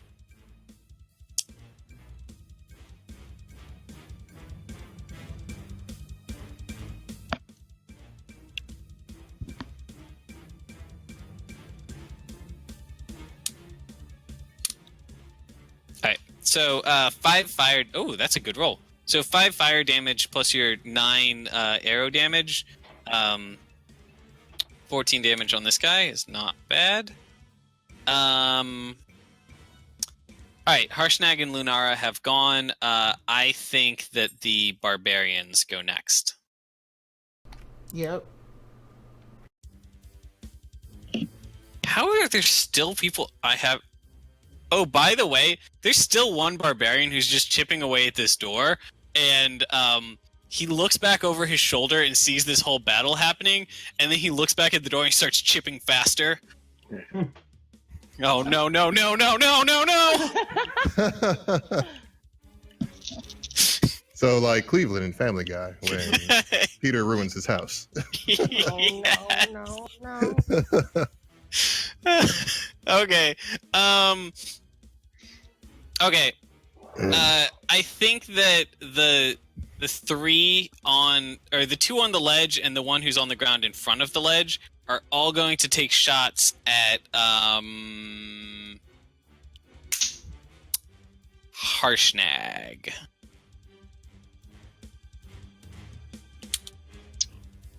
Oh, actually, the first one's going to take a shot at Harshnag. Harshnag does get hit and takes 5 points of damage. It's a dexterity save, and you have a +6 on your dexterity save, so you physically can't fail it. These other 2 are going to shoot at Gimbal. Oh, and neither of those hit. Gimbal, I think both of these arrows arc over the divide between you, and they both hit you, but you've got this like chitinous like crab shell that you've grown around yourself, and the arrows just bounce off of it harmlessly. Oh, fuck yeah. I can't remember how that works. You roll something. Oh boy, it's in here somewhere. Deflect missiles,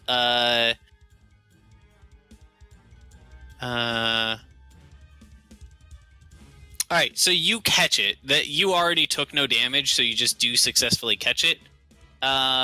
If you want, you can spend a key point to throw it. You won't be able to reach back to them, but you might be able to hit somebody on the area below.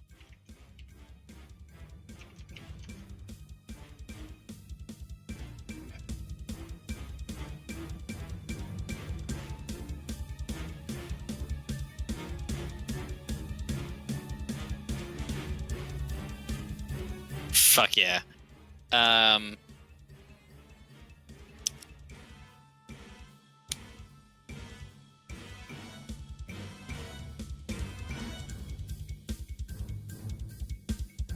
Do you have more dexterity or strength? You have more dexterity. Okay. All right. Pop. All right. Yeah, you hit that guy real good, and you hit him for 6 points of damage. Okay. It is wait a second. I said the berserkers went, but I only did arrows. Now we're going to do all the stabby folk.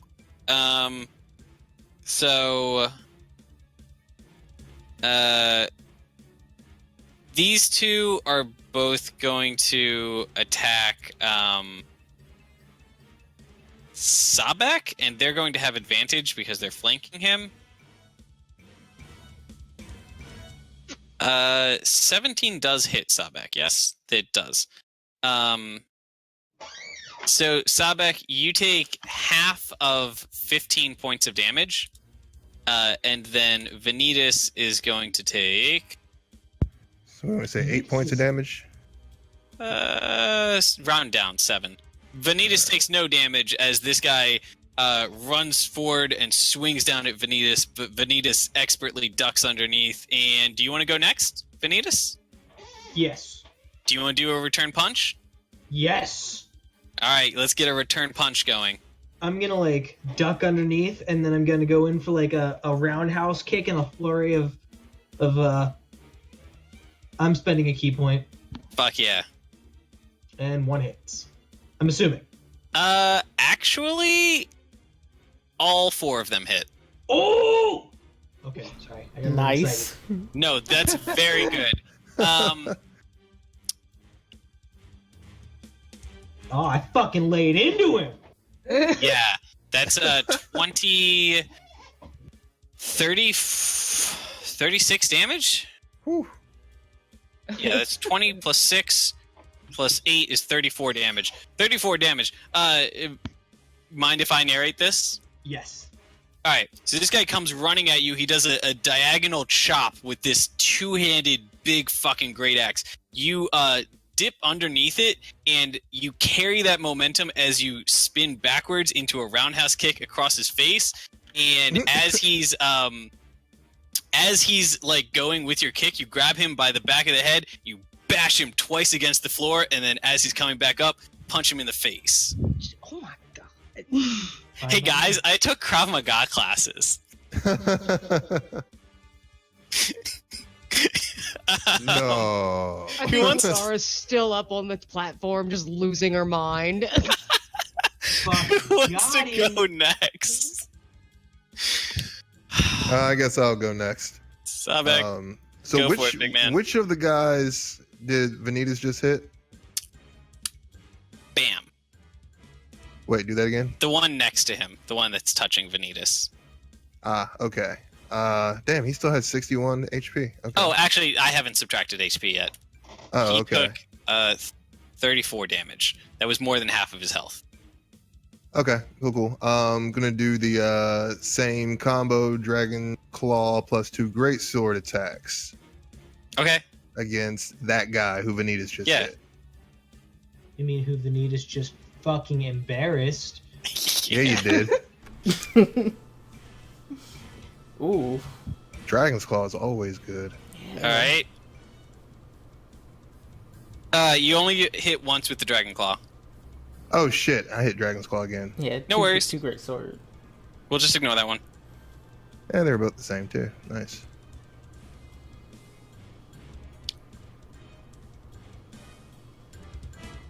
All right. Okay. All three of those hit. And I want to say we do a very like Soul Calibur nightmare kind of combo where like you do like an uppercut with the greatsword and it knocks him into the air, and then you claw him to bash him back down onto the ground. And as he's bouncing off of the ground, you do a downward slam with your sword on top of him, and he takes enough damage to fucking murder him. I'm pretty sure he's got 27 damage left. That's 12, 16, more than 27.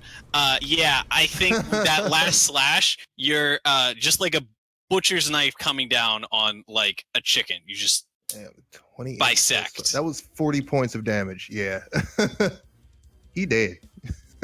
He is what we in the industry, the medical business, would like to call dead. Yeah. Yeah. So I kind of want to like throw in there that Sahbeik doesn't know when he's won. So he's kind of just been sitting there chopping at the meat that's on the ground over and over again, so just good. like shouting and flames spouting from his face. Did any of you guys watch Flight of the Conchords? I don't think I did. Can I get an intimidation? No, yeah, I definitely did. Yeah. Love Flight of the Conchords. Yeah. Intimidate. There's a very good bit in Flight of the Conchords where one of the characters goes missing, and the central premise of the show is that they're all from New Zealand. And one of the characters is talking to an American, and he's like, "We have to go find him. He could be dead." And he's like, "Listen, he could be dead. He could be didn't. But what did he maybe do?" Oh God. That fucking accent. I think I was like dogging that shit the other day. I was watching The Expanse, and this Australian character says "weapons" instead of "weapons." Oh God. Actually, this doesn't help you that much, but I'm pretty sure while you are in dragon mode, you have advantage on all intimidate checks. Yeah, I was actually just looking for that shit. Where? Yep. Dragon's Aura. It's under Blood Rage effects. It's the top one. Yeah, there it goes. Advantage. Yeah. So, yeah, I think 12 is not 12 is not quite like, you know, scaring away these guys. Right. Well, hopefully it's enough to get them a little shook, a little nervous. Yes, you make them a little nervous, and these are savage fucking feral war-minded barbarians, and you scare them a little bit. Sahbeik's brutal savagery causes even the barbarians to take a pause. All right. We've got Gimbal, Hogard, Wormling, and Wex. Who wants to go next? I want to shoot my arrows. Sure. I think you get 2 shots. Who are you aiming at? Can I use a key point for a bonus? No, not with arrows. Only with kung fu. Okay. I'll just do the light crossbow with the guy right next to Sahbeik to the left. Yep. Okay. Go ahead and do 2 shots with your light crossbow.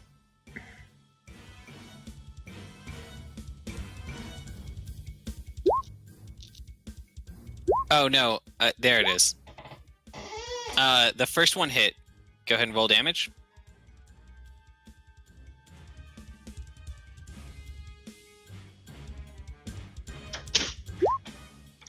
All right, 8 points of...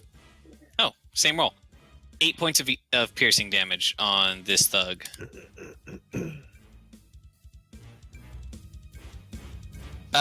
Okay, Yeah, unless Hogarth wants to go, can I go? Yeah, Wecht, go. Yeah, I'm gonna, like, sidle up next to Gimbal. Mm-hmm. And then, can I get a clean shot on the Wormling? No, just because of how big Sahbeik is. Oh wow, I would straight up.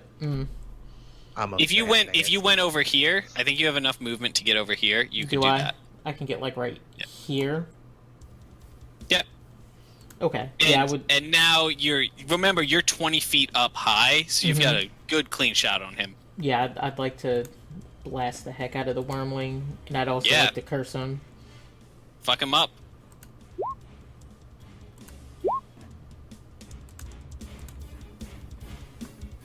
First one hits. Alright. Minus 16 health. Alright, you hurt him bad. You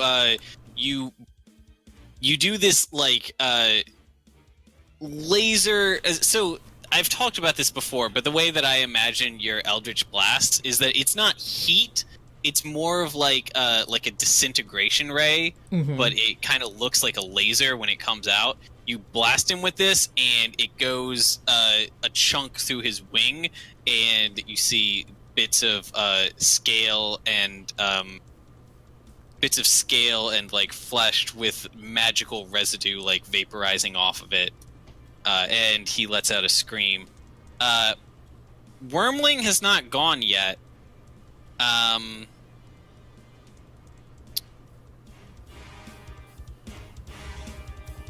But I don't think he can get up to you, so I think he's going to just shout in frustration and bite away at Sahbeik again. Oh, I'm just gonna smirk. Sahbeik, both of those hit, so that's not a ton of damage, though. Well, actually, that's a decent amount. You take 5 plus 14 is 19... divided by 2 is 9 damage. Take 9 damage. Alright.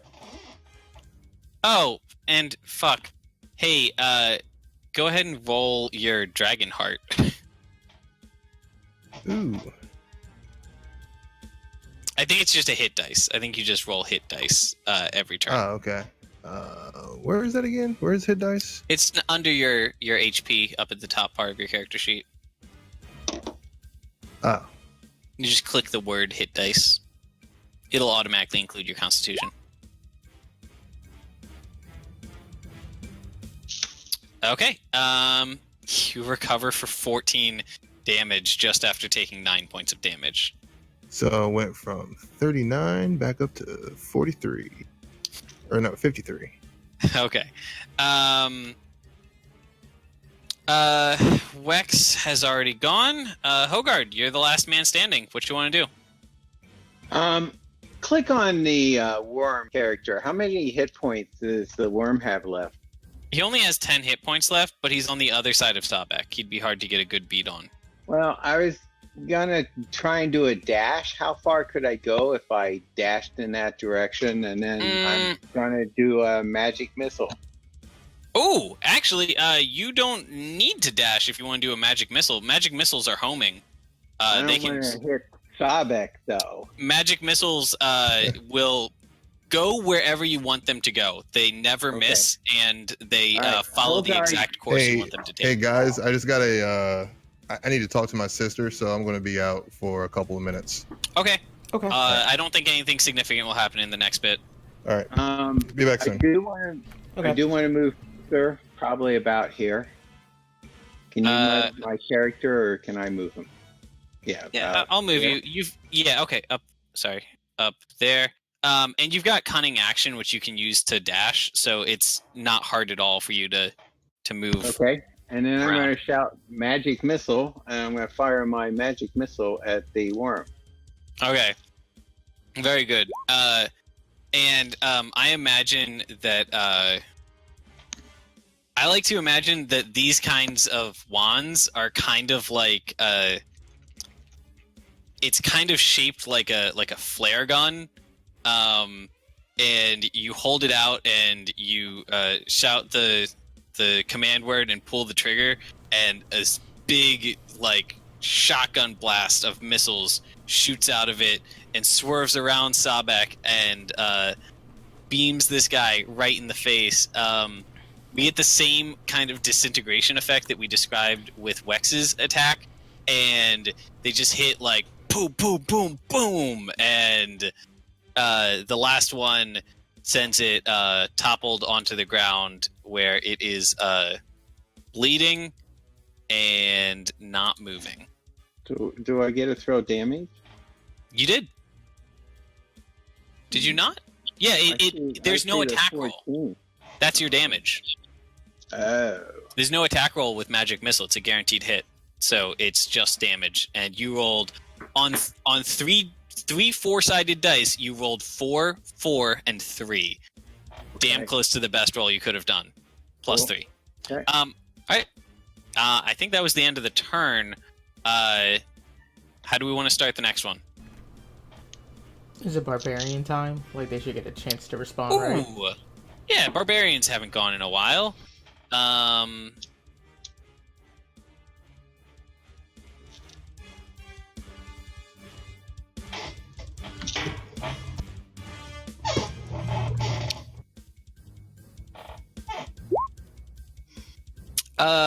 I'm gonna roll an intimidation for Sahbeik.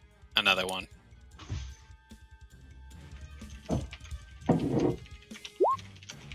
Wow. Okay. They keep fighting.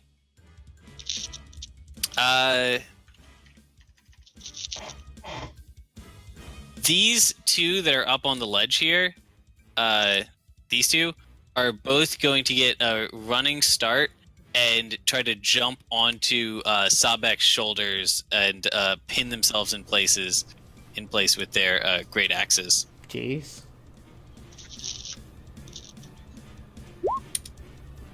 Ooh, they both hit. So that is he takes half damage. That's 6 and 5. So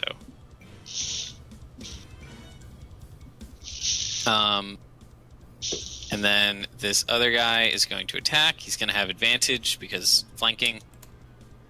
That doesn't hit. That misses. All right. This other guy is going to run in and swing at Venitus's legs with his great axe, and he misses. He chips into the floor. When he attempts to do that, there's only one left. Can I respond in the next turn? Or is you it not, certainly can. Okay. This is the last one. Incoming? Did it not go? Pretty sure it didn't go. No, it went. When I said incoming, it rolled 12. Yeah, it rolled a 12. Oh, I must have not been watching. There were a lot of great axes in a row. Okay, 12 does not hit Venitus. Okay, so in response, yeah, for the second great axe swing, Venitus is just gonna stomp on the great axe. Fuck yes. And then he's gonna retaliate. How many? He's gonna retaliate with a knee, and he's gonna go back into another flurry. Fuck yeah. Okay. That 11 misses. He kind of bends over so he doesn't get the full effect of the knee, but as he bends over, he has exposed his back to you, and you just hammer fists into his back and then punches into the side of his head as he go ahead and give me those 3 damage rolls. Oof.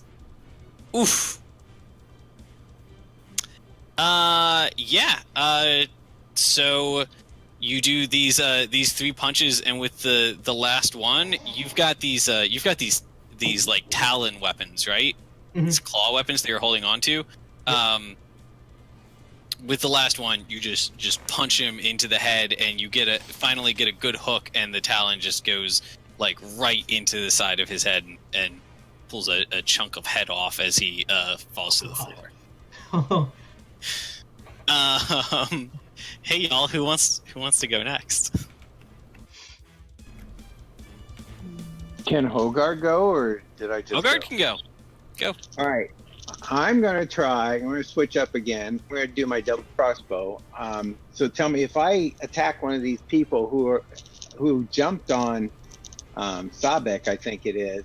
Yeah. So do I get a sneak attack because they're within a couple feet of an enemy? Yeah, you'll have advantage on the roll, and you have advantage on the roll because they are essentially grappled right now. And if you hit, then you will do extra damage. All right. So this character was 53 points, the closest one to me. I'm going to do my double crossbow. And the second shot. Okay. And first one hits. Let's see that damage from your first one. Oh, actually, second one hits too because you have advantage. sweet. And how about like sneak attack? Where I'll just roll your first damages is going to be damage, and you get 1 sneak attack.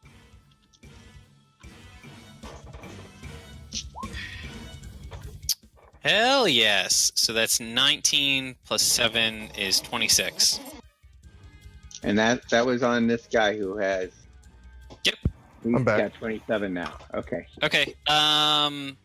Sahbeik, the 2 barbarians that were up on the ledge, decided they were going to get personal, and they did a running start, and both tried to jump onto the Dragon Man and pin themselves in place with their great axes. And they actually got really good hits on you, and you took a little bit of damage.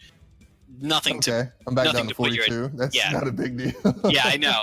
And then while they were there, Hogard ran up and popped one of them with a couple arrows from his mechanical crossbow. Thank and you, Hogard. fucked him up good. Also, while you were gone, Venitus went ham on one of the guys around him and tore part of his head off. Oh, Jesus Christ. Oh, did you get the tongue? All right. So is it back around to my turn again, or It's anyone who hasn't gone yet. It's a fresh turn. I'd like to go because there's Go dudes for it. clumped around me, and I'm gonna. show them These the guys are meaning. not only clumped around you; they are literally like on your shoulders with their great axes like pressed into your scales. Okay. Fire and blood, dragon, or shaggy pants. Fire and blood. Okay. Dragon's breath for 8. Is that like a cone? Yeah, that's definitely a cone. Hit all 3. Yeah, you certainly can. So, the only complication here is that because they're on you, it would be hard to get a beat on them. I'm gonna say, can you do you're proficient at athletics, right? Yep. Do an athletics roll for me to try to shake them off first, and then you take a step back and breathe on them while they're on the ground. Oh boy. I think you're not able to shake them off. Okay. You have to respect the roll. So you've got 2 of them on you. You can still try to breathe on them, but I think with the angle, it would be awkward, and you would only be able to get at most 2 of them. Well, Or you I'll can get do some the punches 2. and stuff. Yeah, I'll get the 2 that are in a line with the dragon's Sure. breath. Do I need to click that for damage? No. And then the other one that's hanging on. Yeah, go ahead and do Dragon's Breath again.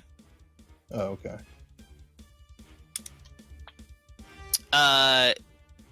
One of them just barely saved and is going to take half damage. So the first guy takes 14 points of damage.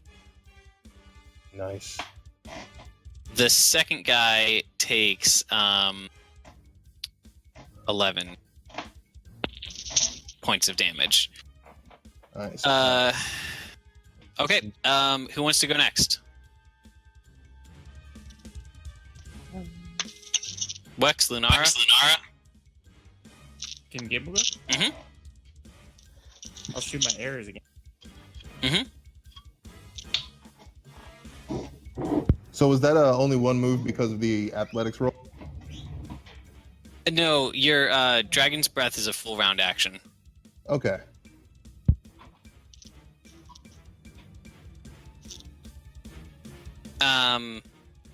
Gimbal. So you're shooting at this guy, I assume. He's the only guy that you have a clear bead on. Go ahead and give me 2 attacks.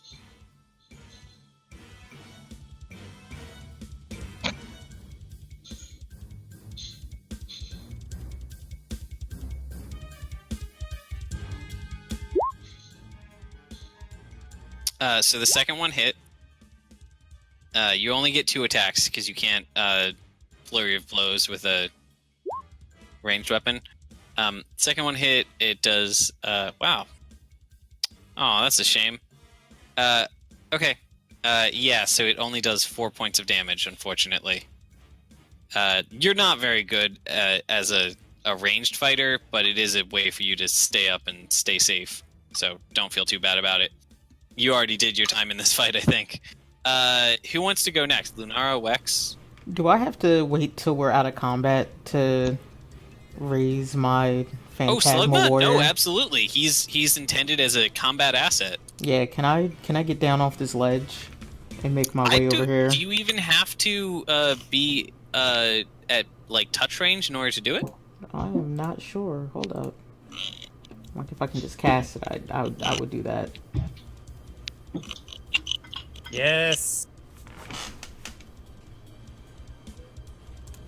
Yeah, no, it says it's like 120 feet, and it's just my action.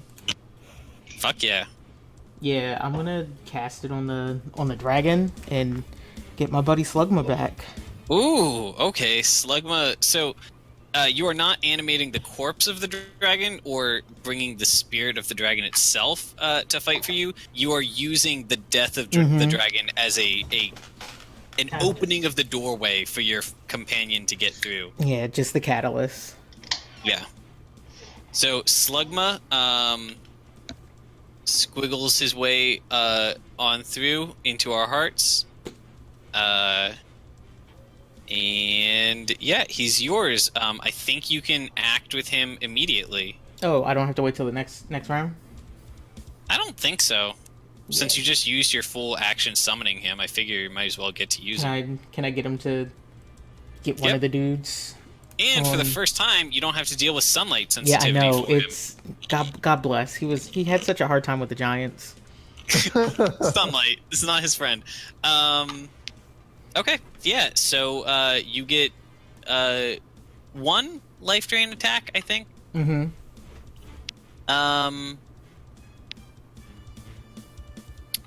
Okay, yeah. Life drain that motherfucker. Oh, did you already do it? No, yeah. I did not. Want me to do it? Yeah, could you? I don't have a thing in here for life drain. Oh, I think you should own Slugma. Try holding Alt and double-clicking on Slugma. Okay. Got you. Alright, I already rolled it, but,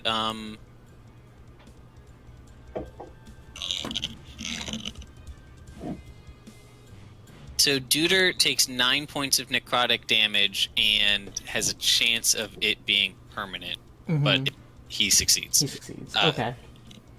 But yeah, he takes 9 points of necrotic damage, and also I think this guy is going to be on the ground now because he got breathed on and just necrosized. Yeah, he's having a bad day. All that back pain, lower back pain. All that lower back pain.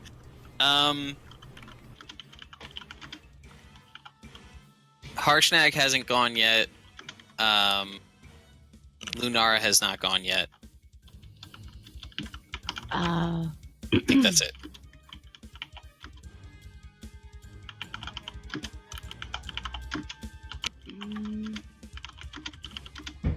Do I have a clear shot on this guy that's behind Sahbeik, but not the one that's grappled on him?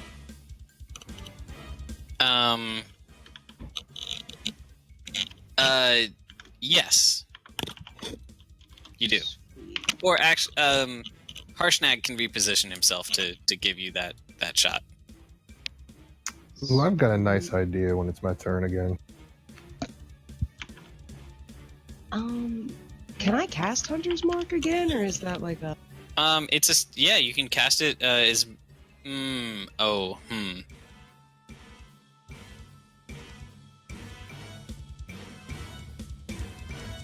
never mind. I think it's once a day.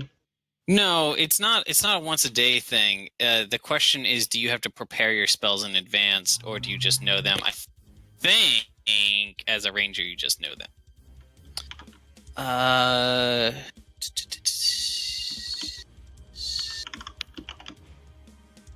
It doesn't say. I'm going to say you just know them, in which case you can cast them as often as you want. You're just limited by your number of spell slots. So you've used 1 first level spell slot so far. You have 4 total. And you get them back after an 8-hour rest. Cool. And then, yeah, I'm just gonna shoot him. But yeah, I'm just gonna use regular arrows. Regular arrows? Are you doing a hunter's mark? Yeah. Do I have to hit that first? I don't think he gets a resistance, so no. Just do your 4 arrows, and it looks like we added hunter's mark as a damage you can roll. Oh, here.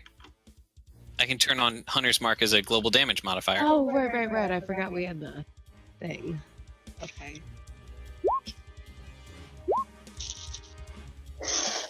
Fuck yes, those both hit. Sweet. Ooh, 31 points of damage. That's legit.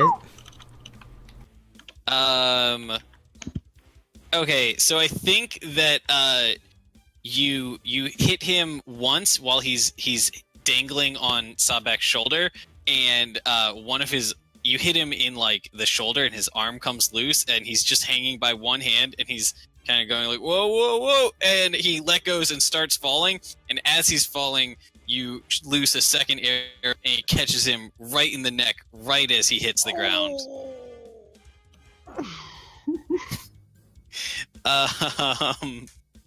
Sick. Duder is deader. He did.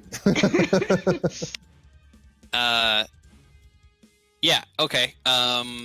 How's the dude faring with the door, by the way? We're gonna get to him.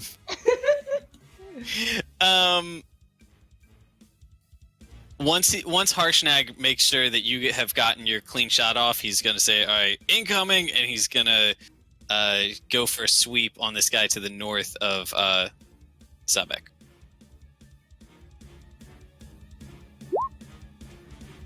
Uh, 17 hits. Nice. And God he does damn. not quite one-hit kill.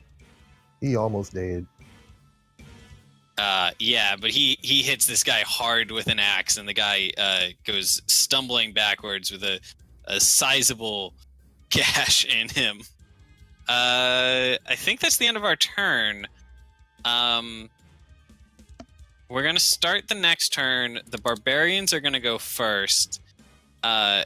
They're going to make a wisdom save, and then Sahbeik is going to make an intimidation save, or an intimidation roll. I'm going to roll for you if you don't mind. Oh, okay. Ooh, fuck yes, thank you, finally. After all these deaths, these last two are going to kind of peek at each other over, from between Sahbeik's legs, because Sahbeik is so big at this point, and one of them goes kind of nods his head towards the exit, and the other one goes and then kind of shrugs, and then they start running. Are you guys going to take attacks of opportunity on them as they run? Well, what's up with this guy who's on me right now? What's that status that he has? Oh, he's pinned, or he's on the ground. He's pinned on the ground. Yeah, he fell to the ground, and he's prone currently. It's going to take him a second to get up. Okay. Is it possible for me to grab him and then just kind of rush with him in front of me towards one of them? On your turn, that wouldn't be an attack of opportunity, though. Okay. Do you want to attack of opportunity them? Hogar wants to attack this one who's close to him. Who's that's going to be on your turn. He didn't start his turn next to you, so he's not going to get an attack of opportunity from you. Venitus and Sahbeik are the two people who have the option to AoE. Yeah, I'm just going to greatsword this guy. Okay, do me one greatsword, and Venitus, if you're feeling cruel, go ahead and give me an attack of opportunity. Is that just a normal attack? Yeah. I'm feeling cruel. Not cruel, but I'm in the middle of combat, and if I see an opportunity, I'm gonna take it. Okay. 21. And then 11 damage. Ha. Beautiful. Okay, this other the guy to the north turns and starts running, and Venitus like backhands him, and he just kind of goes like stumbling against the ground, and he doesn't appear dead. He actually is just staring up at the ceiling for a second, and then he just closes his eyes and goes nappy by. He's out though. He's out of it.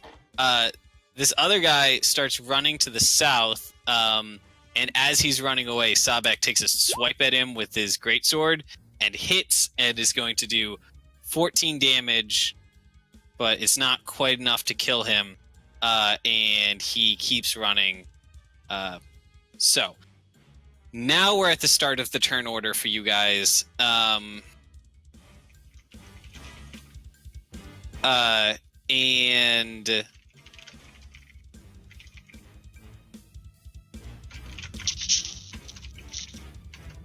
yeah. So, Sahbeik, do you want to go first and finish off this guy who's on the ground in front of you? Yeah, I was looking at my ability. Where's the Dragon Rush ability? Oh, right. Dragon Horn. Dragon Horns, yeah. So I guess this could count as like an attack plus like the Dragon Horn, because what I want to do is, I guess, kind of grab this guy who's down on the ground next to me, impale him, and rush towards the other guy with him on those horns. So good. Okay, make a strength check with advantage for me. Is that the smaller number or the larger number? Smaller number, because it's not a save. Oh, it's not a save. Okay. Okay. So, it was actually a tie, but I'm going to say that you won because you took the initiative on that. So this guy tries to wiggle out of your way as you grab him with this giant-sized claw. You slam him on your horn. I will allow that to be your... however much damage you do with your Dragon Horn attack is going to just apply to both of these guys. Word. And yeah, 22 is a definite hit. You get this guy on your horn, you get running, you slip past Harshnag around the corner, and you slam into this guy, doing objectively pretty small damage by your standards. But I think this guy is knocked to the ground. So you now have one guy impaled on your horn, and the other guy knocked to the ground. Sahbeik turns and looks at the party and says, "The way is cleared. Stop the one trying to get in." Venitus is going to take that opportunity and just fucking like flap his wings and lunge at him. At the guy at the door? Yep. Okay. You get up to the door, and you find that his great axe is on the floor in front of the door amidst a pile of ice chips, and he is he's in the corner, and he has his eyes closed and his tongue sticking out of his mouth, and he has an arrow sticking out of his chest, it looks like, but as you get closer, you see that the arrow is actually just kind of like nuzzled into his armpit, and also that the feathers of the arrow are from his own quiver. This guy's trying to fake it. I'm gonna like kick him in the shin. Alright, hold on. The Constitution save to see if he visibly flinches. He does not flinch at all. He gives the exact reaction of a corpse. But like, is it apparent that he's not actually dead? He's like, I know he's not dead. I mean, all evidence suggests that he's not dead. Nobody shot at him at any point in this battle. There's no blood around the arrow. Gonna. That was just a misclick. My bad. Oh, okay. No worries. I'm just gonna pinch his tongue as hard as I can. He sits up and screams a little bit, and then his eyes go very wide as he realizes what he just did, and he slowly turns back and faces the ceiling and slowly lowers himself back down and closes his eyes. I'm just gonna call Sahbeik. Wow. Hey, it's Sahbeik. Oh God, dude, I think really? this guy's dead. You want to dispose of the body? As soon as you do this, and he doesn't understand your language, but as he sees Sahbeik, do you start walking over? No, I'm still occupied with those guys, but I'd like at least roar in response and shoot a guy out of flame up into the air. Okay, very good. Yeah, this guy cracks an eye and he sees that, and he's going to look around wildly and try making a sprint for it. Do you attack him as he runs past you, Venitus? Yes. Oh. I'm going for a stunning blow. Okay. I'm just gonna try for a stunning blow. I'm just gonna talk to him. I'm just gonna talk to him. I'm just gonna shoot him in the face. I'm just gonna talk to him. You hit him. So he goes to run, he goes to run by me and I just fucking chop him in the back of the neck. He's gonna have disadvantage on this. Yeah, he fails his Constitution save. Actually, he gets to the steps. Kind of like his momentum kind of carries him to the steps as you do that, and he falls unconscious as he gets to the first step. And he falls down the first step, and then he falls down the second, and then he falls down the third step, and he just kind of keeps going, one step at a time, as he's paralyzed. Remember, each of these steps is 18 inches tall. Jeez. Oh. He takes 18 points of falling damage as he tumbles down the steps. From a neck chop, too. Dude, this poor Oh, guy. yeah. How much damage did he take from this? Let's see. The stunning strike? He takes... Yes, it does deal damage. So he Oh. took an extra 8 points of damage as well.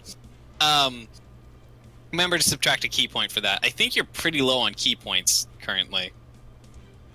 Yeah, I figured while we were trying to get the remainder of this door open, I was going to take a 30-minute break to replenish them. It's a good call. Yeah, Duder is stunned on the ground. Has just fallen a good like 40 feet down a 20-foot tall flight of stairs.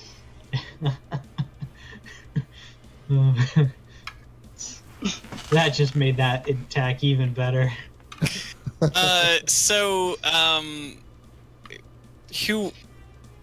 Holgar wants to go. What do you want to do, Hogard?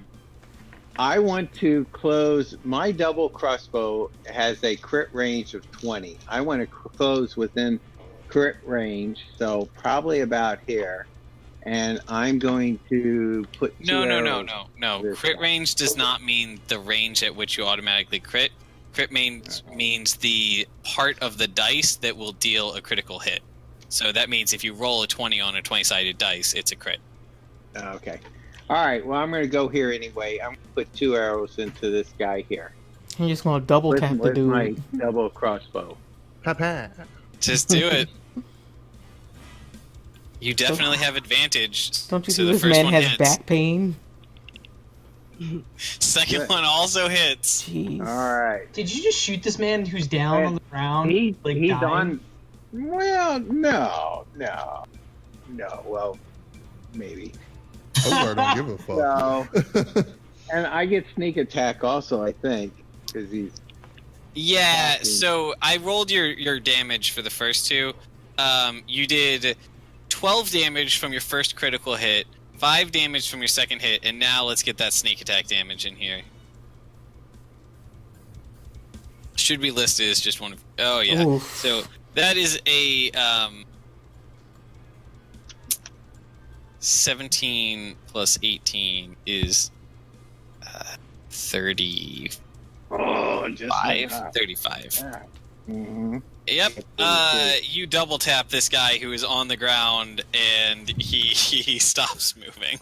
I'm just gonna look back and yell to Hogard, "Nice grouping." Hogard nods. Yeah.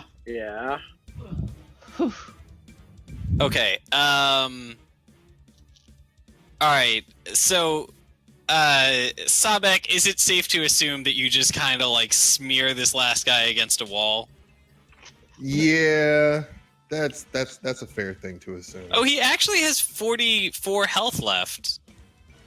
He's not going to be able to do anything to defend himself, though. So I think that we can just assume that over the span of like a couple turns, Sahbeik just I'm just chopping. disintegrates this guy. That song from Fallout 3, hacking and whacking and slat. Yeah. Wait, who's got 44 health left? The guy that was pinned on Sahbeik's horn.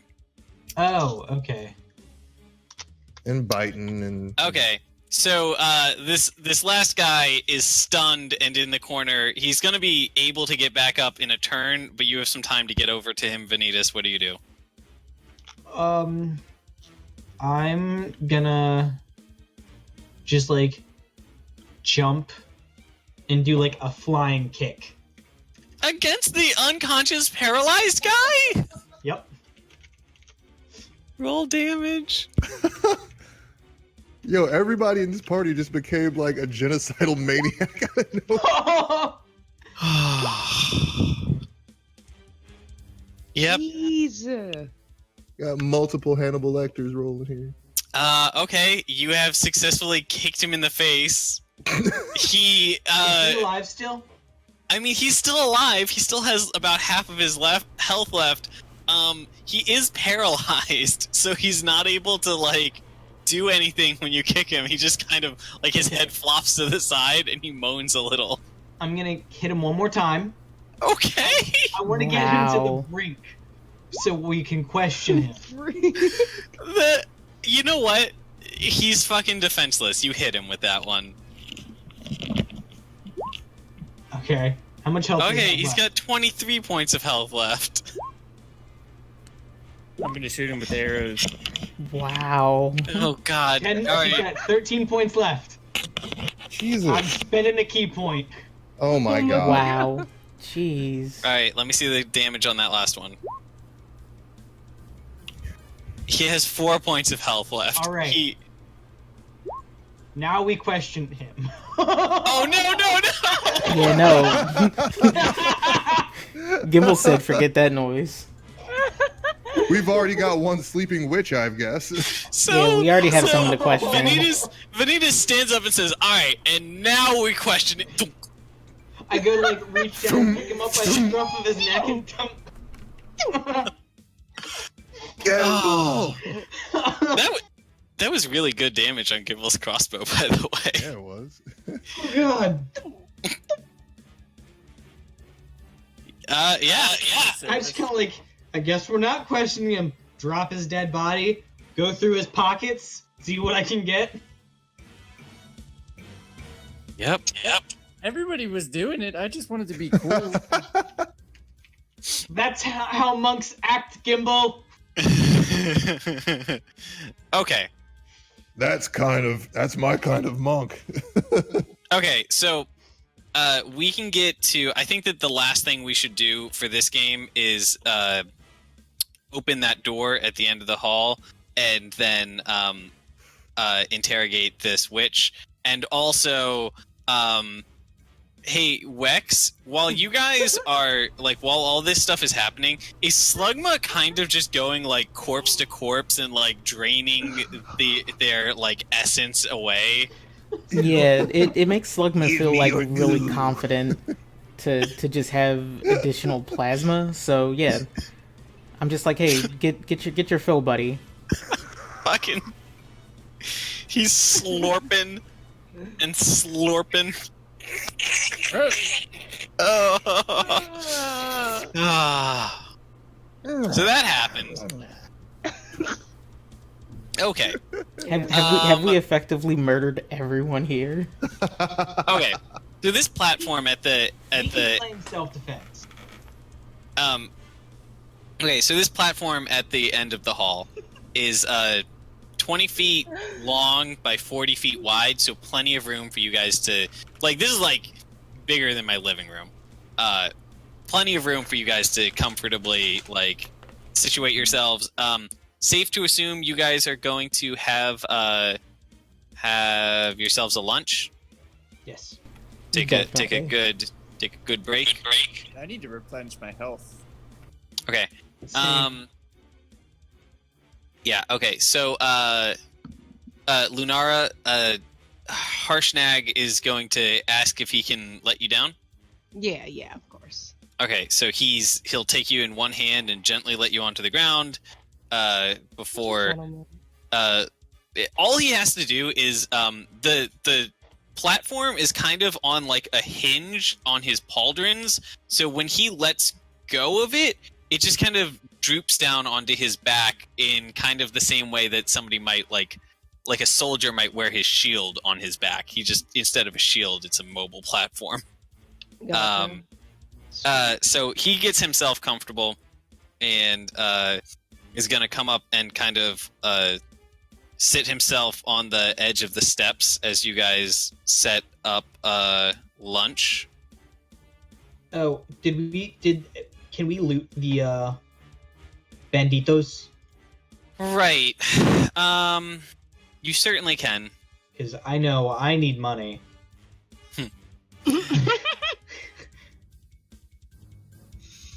Oh, here we go. I left that open. I have the Allfather. Okay.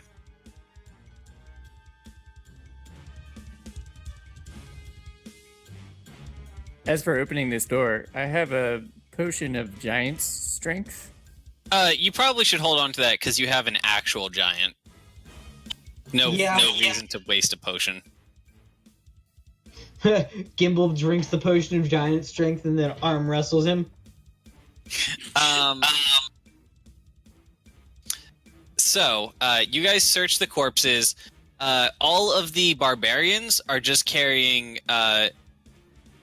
primitive but very well made longbows and or they're actually short bows and arrows with some like a backpack of essential traveling supplies that they've all piled up in the section that you guys are in now.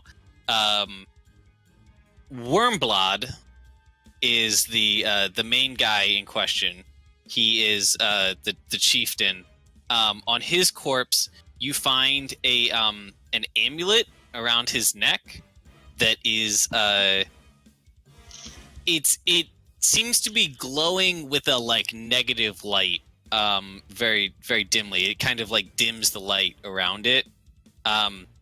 Not enough that it would like make you stealthy or anything. This is just the kind of visual effect. It seems to be like emanating darkness a little bit. That totally screams Wave the Shadow Monk. Sure. Do you guys think I could have that cool amulet? I agree. It kind of matches my look. Hey, I mean, does it do anything else? Does it like confer any bonuses? Hogard, you've recently studied Arcana. Why don't you give an Arcana check and see if you can decipher what this thing does? 16 is good enough. This actually is an amulet of proof against detection and location. So you get the feeling that if somebody were to try to use some divination magic to like get a bead on you, this would nullify that. Interestingly, it actually, when you guys try to use your stones of far speech, you get a lot of like static if you have the amulet near one. They kind of interfere with each other. All right. The other thing you find on Wormblod's corpse is he has a sack tied to his belt that has a number of like knuckle bones from different creatures that are carved with like runic, basically into like dice. They're not magical, and they're not valuable. They're just knucklebone dice. And then the other thing you find is in that same bag there are a handful of like thumb-sized gemstones that are worth a good amount of gold. So there's actually $700 gold pieces worth of gemstones that you guys can split as you wish. I think there's 6 party members plus Harshnag. He is happy enough just to have you guys helping him with this quest, but if it's easier to give him one just so that the math is clean, or you could say that whoever got the killing blow on Vermblad gets the extra gemstone or whatever. I mean, I'd be willing to give up the extra money as long as someone would let me have the bone dice. I think I'd want them. Oh, hell yeah. Did we loot the little dragon, the Drake? We're going to get to that in a second. Okay. I mean, I just, like, obviously I want some money, but I also just want that amulet.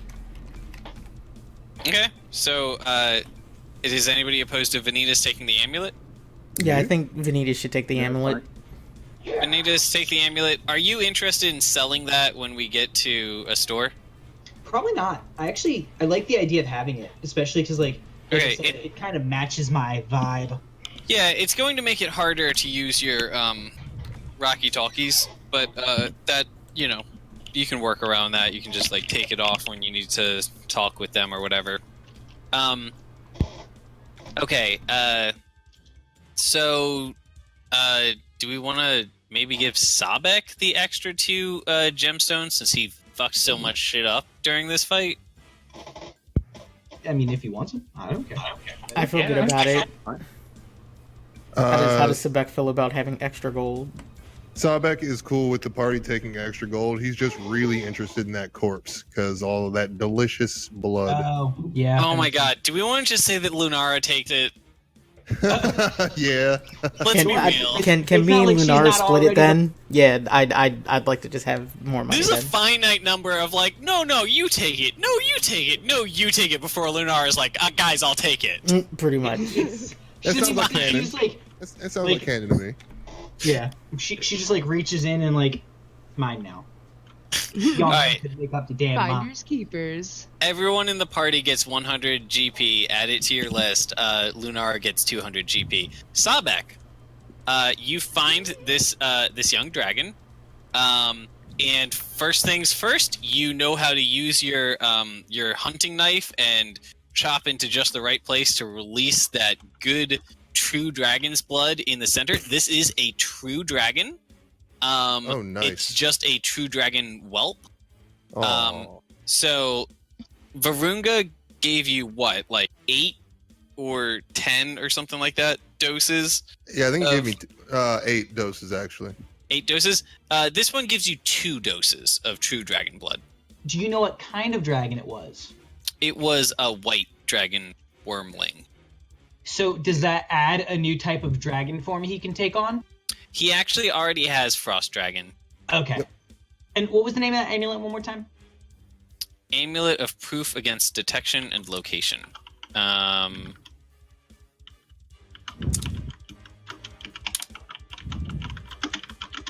think the rest of the party would be looking at Sahbeik in a horrified fashion. I think they've seen it before. Okay. One, this isn't our first rodeo. We literally watched you go inside Varunga, so that's yeah, right. We are very we're very intimate with you know how what? this goes. I'm gonna take that piece of the tongue off the edge of my claw because it was canon. He said I got the tongue, and I'm just gonna throw it at Sahbeik's face for making a joke about Varunga. Okay, so you get the true dragon blood. You also get, I'm gonna say you can get up to like 10 or more doses.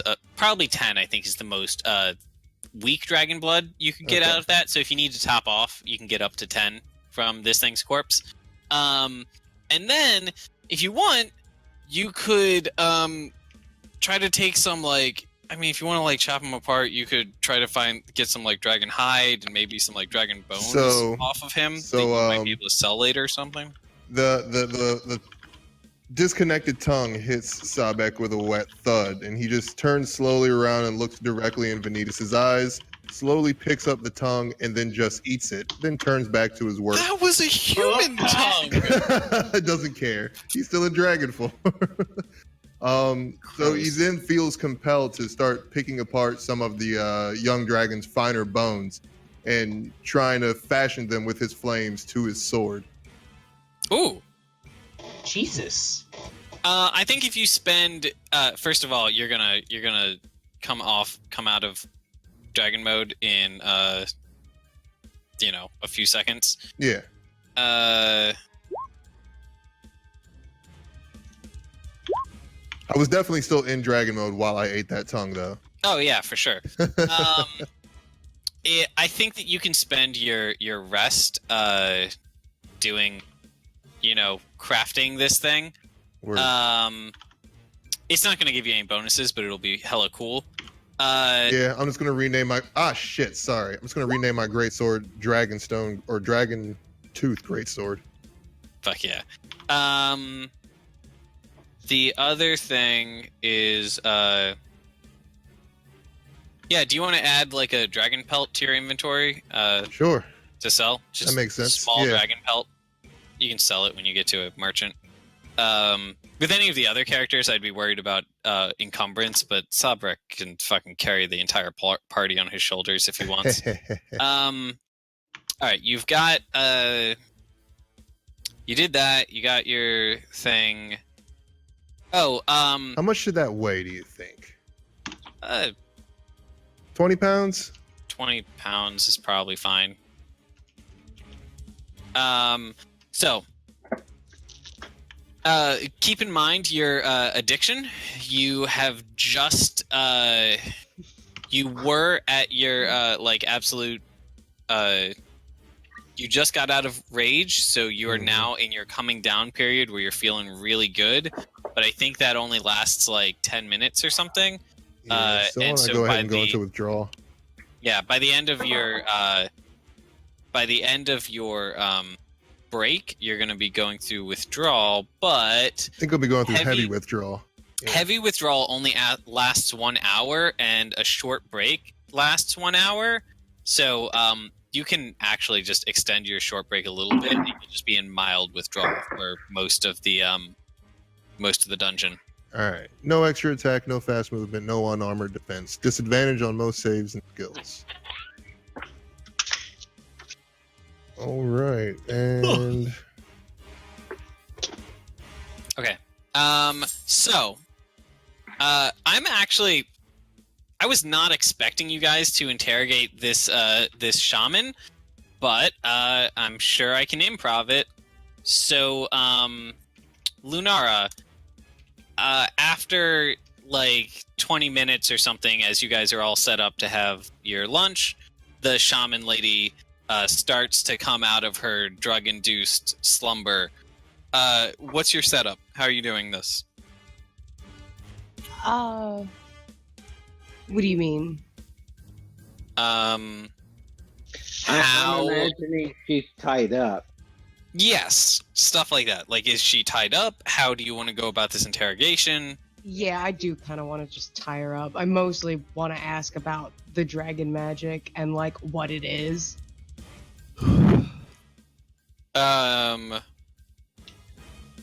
Alright, so this is going to be interesting because she's definitely a hostile witness. She does not want to be talking to you right now. Alright, so we've got her tied up in the corner. You are talking to her. She comes to, what's your first line of inquiry?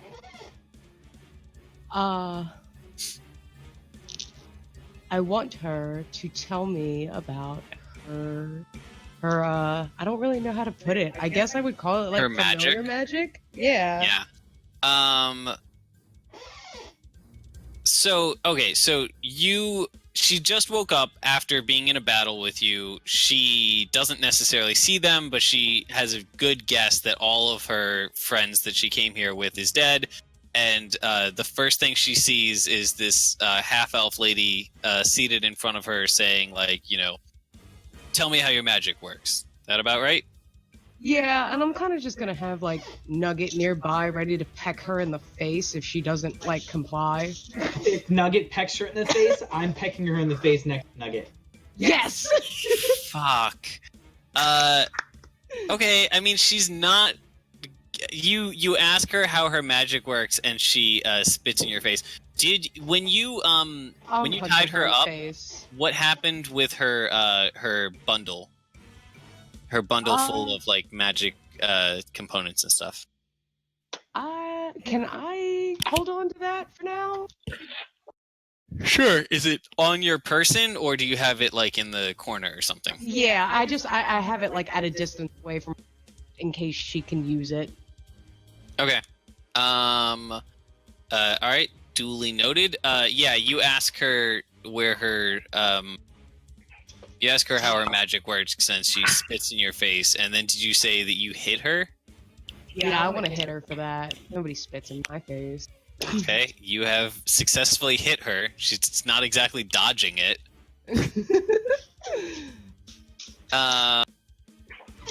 So, yeah. I'm gonna repeat my question, and I'm gonna tell her if she doesn't answer me this time, Nugget's taking an eye. She replies to you with something in Uthgard.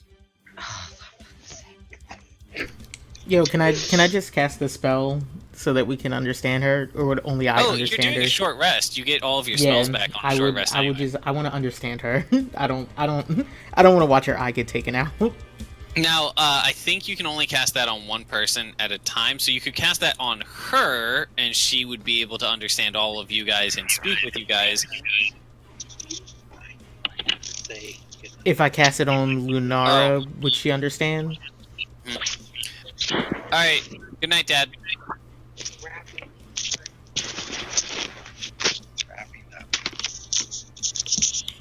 Oh, this is interesting.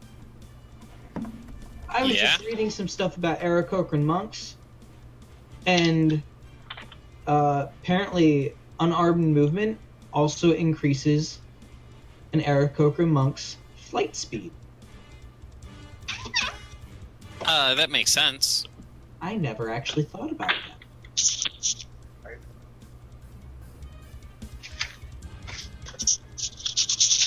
Fuck, this nightmare gif that somebody posted is very good. Yeah, that is entirely how I imagine Sahbeik's fighting style looks, especially with that claw. Alright.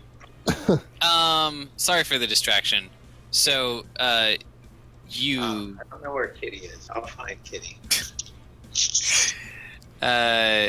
So, yeah, Lunara has had Comprehend Language cast on her. Lunara, you understand what she's saying now. And she's saying, like, you know, I don't understand what you're saying, you, like, you know, city-dwelling pig, or something like that. Damn. Should I take the... Oink, oink. Is there...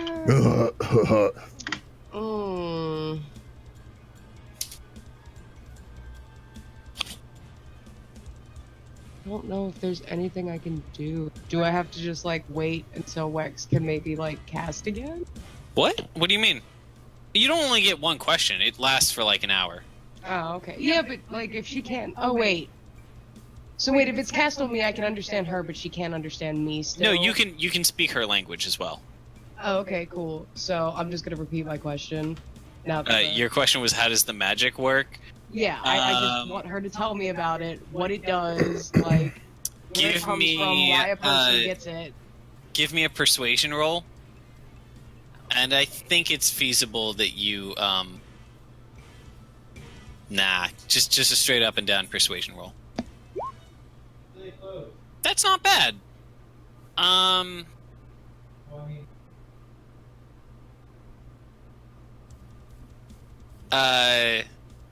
She's going to be quiet for a long time, and then she's going to say,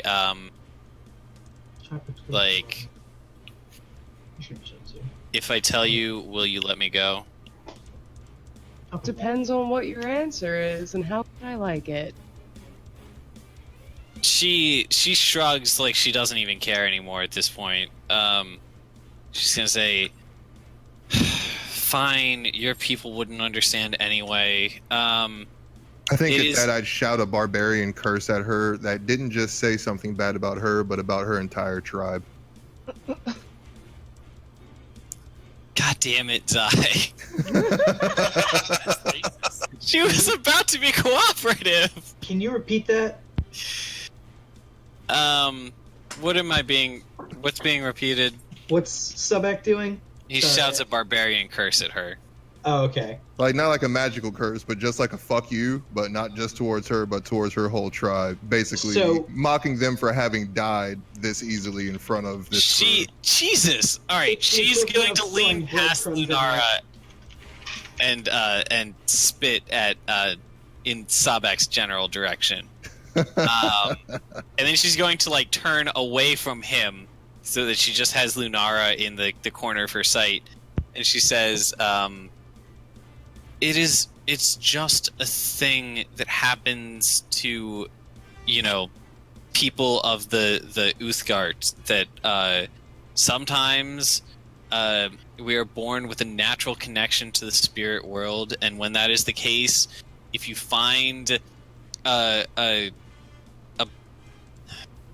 shit, you wouldn't understand, it doesn't matter. You can get these components that are connected to the spirits, and through them you can talk to the great spirits of nature and of the people of the past and stuff. And they give you power. Wow. It's only a thing that the Uthgard barbarians do. You, like, city-dwelling common folk don't understand it, so, like, there's not even any point. If you don't like that answer, just kill me now. I would like to ask her if there would be any specific reason why something Maverick. that sounds like such a powerful gift that's just kind of bestowed upon people, like, why something that others would look down upon. Sahbeik is slowly getting up, by the way. Well, why? She's cooperating! I mean, she's being saucy. That's Okay. all. I didn't say I was going to do anything. I'm just slowly getting up. Okay, I'm so gonna talk to her. I'm gonna answer this question, and then I have to go walk Maverick real fast. I'll be right back. But her answer to that is that they don't. To her, I mean, as to the extent of her belief, this is an ability that is sacred and unique to the Uthgard people, and does not appear in in other places. Now, just as a quick side note, like, not between me asking her or anything, which brother of mine has this ability? All right, so we don't have this very well defined, but let's go ahead and pin it down. We're going to say that you have two brothers. Your older brother is a little bit more of a jock, outgoing, way too confident for his own good, kind of I mean, not the worst, but he follows a little bit in his father's personality and stuff. Your younger brother was very, very outgoing and friendly, but since these things happened to him, has become very isolated and inverted, and that's how he was the last time you saw him a few years ago. And he's the one that had the special powers. So by the way, it's your call. I guess human. Yeah, that would make sense. So he's I want to say he's definitely related to your father. So if he is your full-blooded brother. I was thinking that he was the younger of your two older brothers. Like, he's definitely older than you are. Yeah. Because I'm the youngest. Yeah. So I have to interrupt. Friends, before you go to Walk Maverick, I have to say goodnight to everybody. We're going to do a road trip to Indiana in the morning, and we're getting up at 4:30. So, all right. I have to See ya. All right, guys. Been fun. So, hey, if you want to keep playing, just Rag put Hogar on his shoulder or something. Anyway, I'll let Hogar take a couple 6 sips of beer out of the mug, and he can just pass out on the. Sounds good to me. And then Ragar carry him around on his ledge.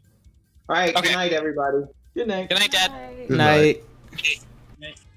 All right. So yes. So you're the younger of your two brothers is the one who had this, and also I had mentioned when we were first going over your kind of like family history, I said that I wanted to have this dynamic where one of your brothers had something that adults would like whisper about in private, but they would never talk to you about. And I compared it to kind of like if you had like a brother with a mental illness or something, they might behave this way. This is, in hindsight, probably what was triggering that. About. Yeah. Gotcha. So before I walk Maverick, do you have any? What are your other questions?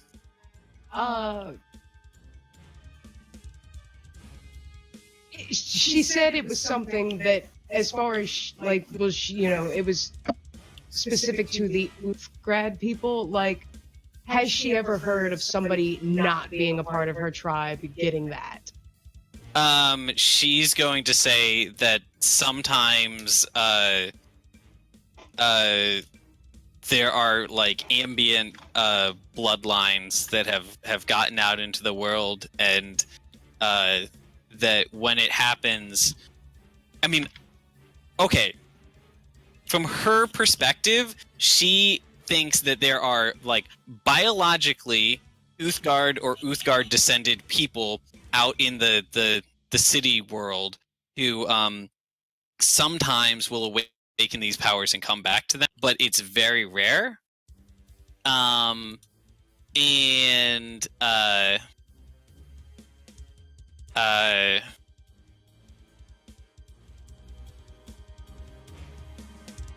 I don't remember what the other thing I was going to say is.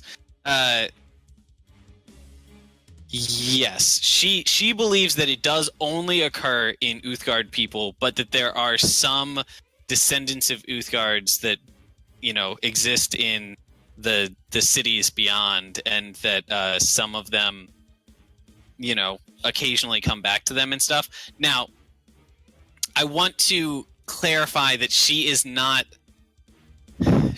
in no way a credible witness as to the events of the non-Uthgard world, because she has never been to a common city. She's only lived in the Uthgard tribes her whole life, so it's entirely possible that there's a thriving community of people with these powers in the commoner cities, and she wouldn't fucking know. Okay. But what she does know is that she doesn't believe that commoners can get this power unless they are, like, secretly of the Uthgard people. And she does know that there have been a handful of times in their history that these like Uthgard descendants would come back to them. Not only in the form of shamans, but also in the form of just like, somebody would like leave the city life and go back to be with his true people and become like a great Uthgard warrior or something. Like, there are stories like that are passed down. Okay. I had them. By the way, since you only rolled a 14 on persuasion, I think that she continues answering these questions, but only so long as you guys continue being courteous with her, and she's going to continue like demanding new things from you for every question she answers. So like, one of her questions is you have to promise her that she gets to leave here alive. If she answers it, one of them is like you have to, untie her. You don't have to give her weapon back, but you have to untie her and stuff like that. She's trying to basically secure herself a safe escape by answering these questions. Well, Venitus will also give her a bite of his sandwich, just to get her in a good mood. You hold this thing out to her. This thing that is made of ground and leavened like wheat and like plants and sliced animal parts, and she sniffs it and takes a bite of it, and then she spits it on the ground and is like, what is this thing? Did he say, are you a vegan? She is the opposite of a vegan. And then he's just gonna take the meat out and like hand it to her. This she nods to and takes the entire sandwich worth of meat and stuffs it in her mouth.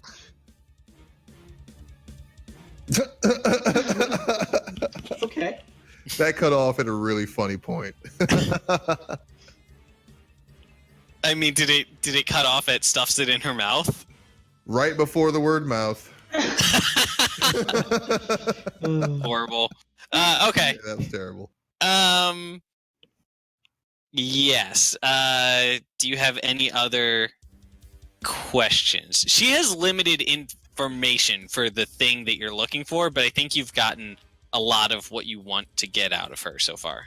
Yeah, the only things I'd really have left are, theoretically, what's the worst thing someone could do with a power like that? And how, like, for instance, say someone has this, how likely is it for someone who is related to them to also get it?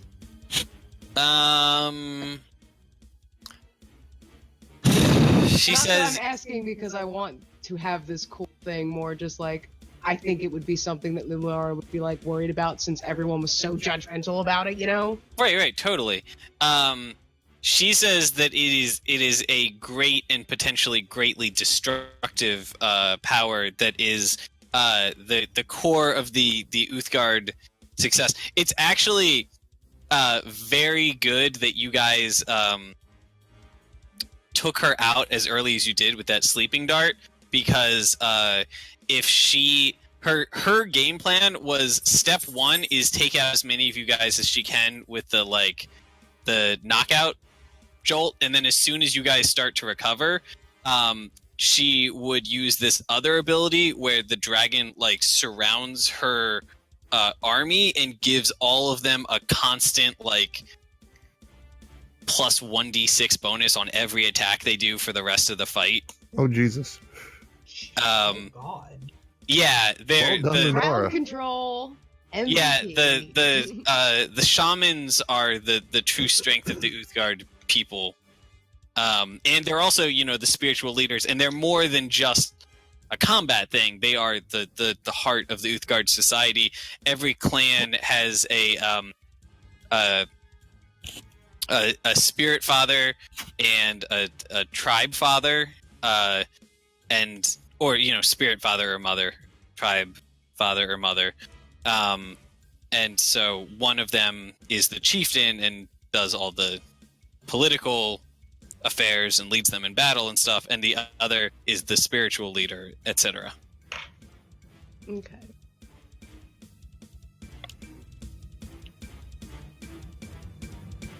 Right. Does this answer it? Yeah. I don't think final thing I could possibly think of just wanting to ask is there a chance that this power could take over a person? Like, for instance, they're no longer in control of themselves. Like, the power just takes control of them, makes them do crazy shit. She says that happens to the weak and untrained. That can happen to the weak and untrained. Oh my God. Alright, I'm gonna say that Lunara just looks Like, she's trying to keep a stoic face, but you guys can probably tell that something's bothering her, and she's just kind of gonna play. Okay. All right. I'm really happy with that. I'm excited to see what this plot. I mean, I have ideas for where this plot line is going to go. I'm excited to see it play out. All right. Give me 5 minutes while I go walk the dog. Okay. All right. BRB. So how's everyone doing? Pretty good. Very well. Excellent. How you holding up? Doing all right. Getting a little tired. How'd you feel after that fight? I think Sahbeik is pretty satisfied with himself. Got you some dragon meat and... Yeah. Speared some dudes and cursed at some old lady and... That's probably the best part. Yeah. Calling people weak and enjoying the lamentations of their fallen brethren. That's Sahbeik's go-to. So, I've been drinking Yoo-Hoos lately. And I've cleaned the bottles off, and I've started using the bottles for, like, mixed drinks. Mm-hmm. So I don't worry about spilling them. And I feel like I'm doing a severe disgrace to Yoo-Hoo. But you are doing a favor to the environment. Yes. Because you're reusing something. Yes, I am. Don Cheadle, Captain Planet, would not turn you into a tree. He's my hero. My favorite. Gonna Yeah, take really is the pollution down best. to 0. I started doing that in my game of Civ. Oh, just I've planting progressed trees to the everywhere? point where I'm like, yeah, I've already won the game through science victory, so I'm like starting to burn down enemy cities and just plant trees. Their ashes. That's very admirable. After you raze their cities to the ground. Yeah. Gotta help the planet.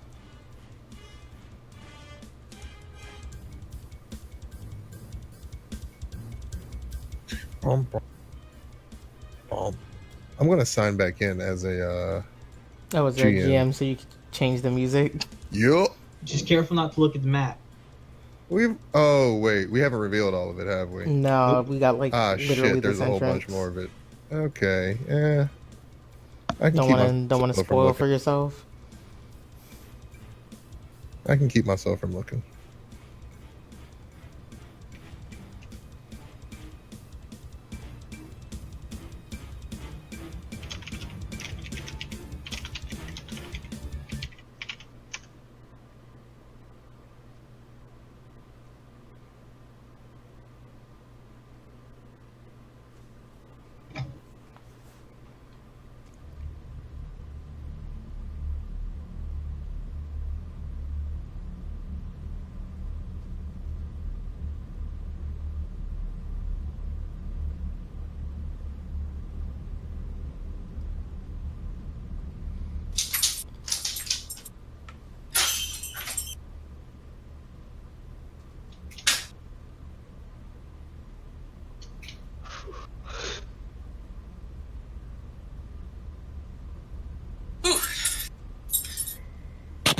Alright. I'm back. Welcome back. Okay. Yo. Do we have everyone? Yup. I believe so. Okay, so, the interrogation is done. Do you guys follow through on your promises and let her go and everything?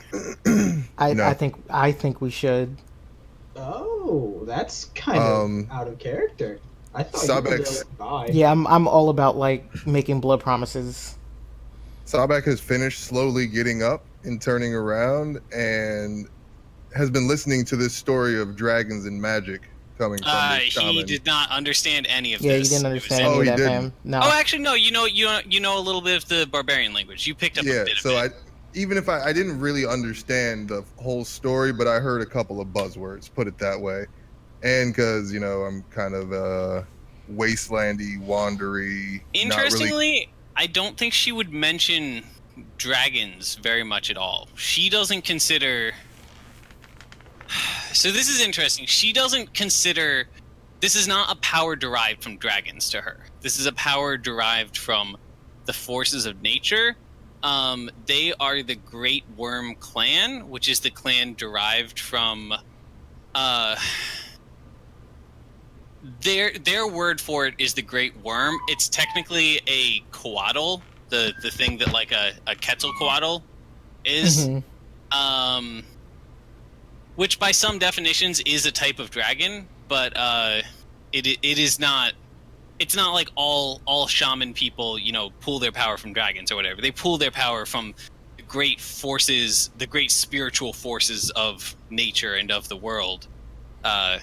And hers just happens to be Coatl, but Lunara's brother, his was a squirrel. Yeah, well, it wasn't like necessarily dragons. Like the point is that Sahbeik saw them that whoa, lightning. Sorry, they had possession of a dragon, which he took the skin and bones and blood of. That's so correct. He was already kind of suspicious of her. Okay. After she spat at him, he kneels down and takes a little swab of the spit on his finger and tastes it, and tastes magic on it. And basically, you guys need to give me a really good reason to not shove this dragon bone studded sword through her face. We promised, dude. I didn't promise. We're letting her go. We gave her our word. Because you just killed all her friends. Were they friends though? I mean, I hope so. Shoot. She is one of those who thinks that God should rule above us. She is my enemy. Why do you all want her to live? I don't understand.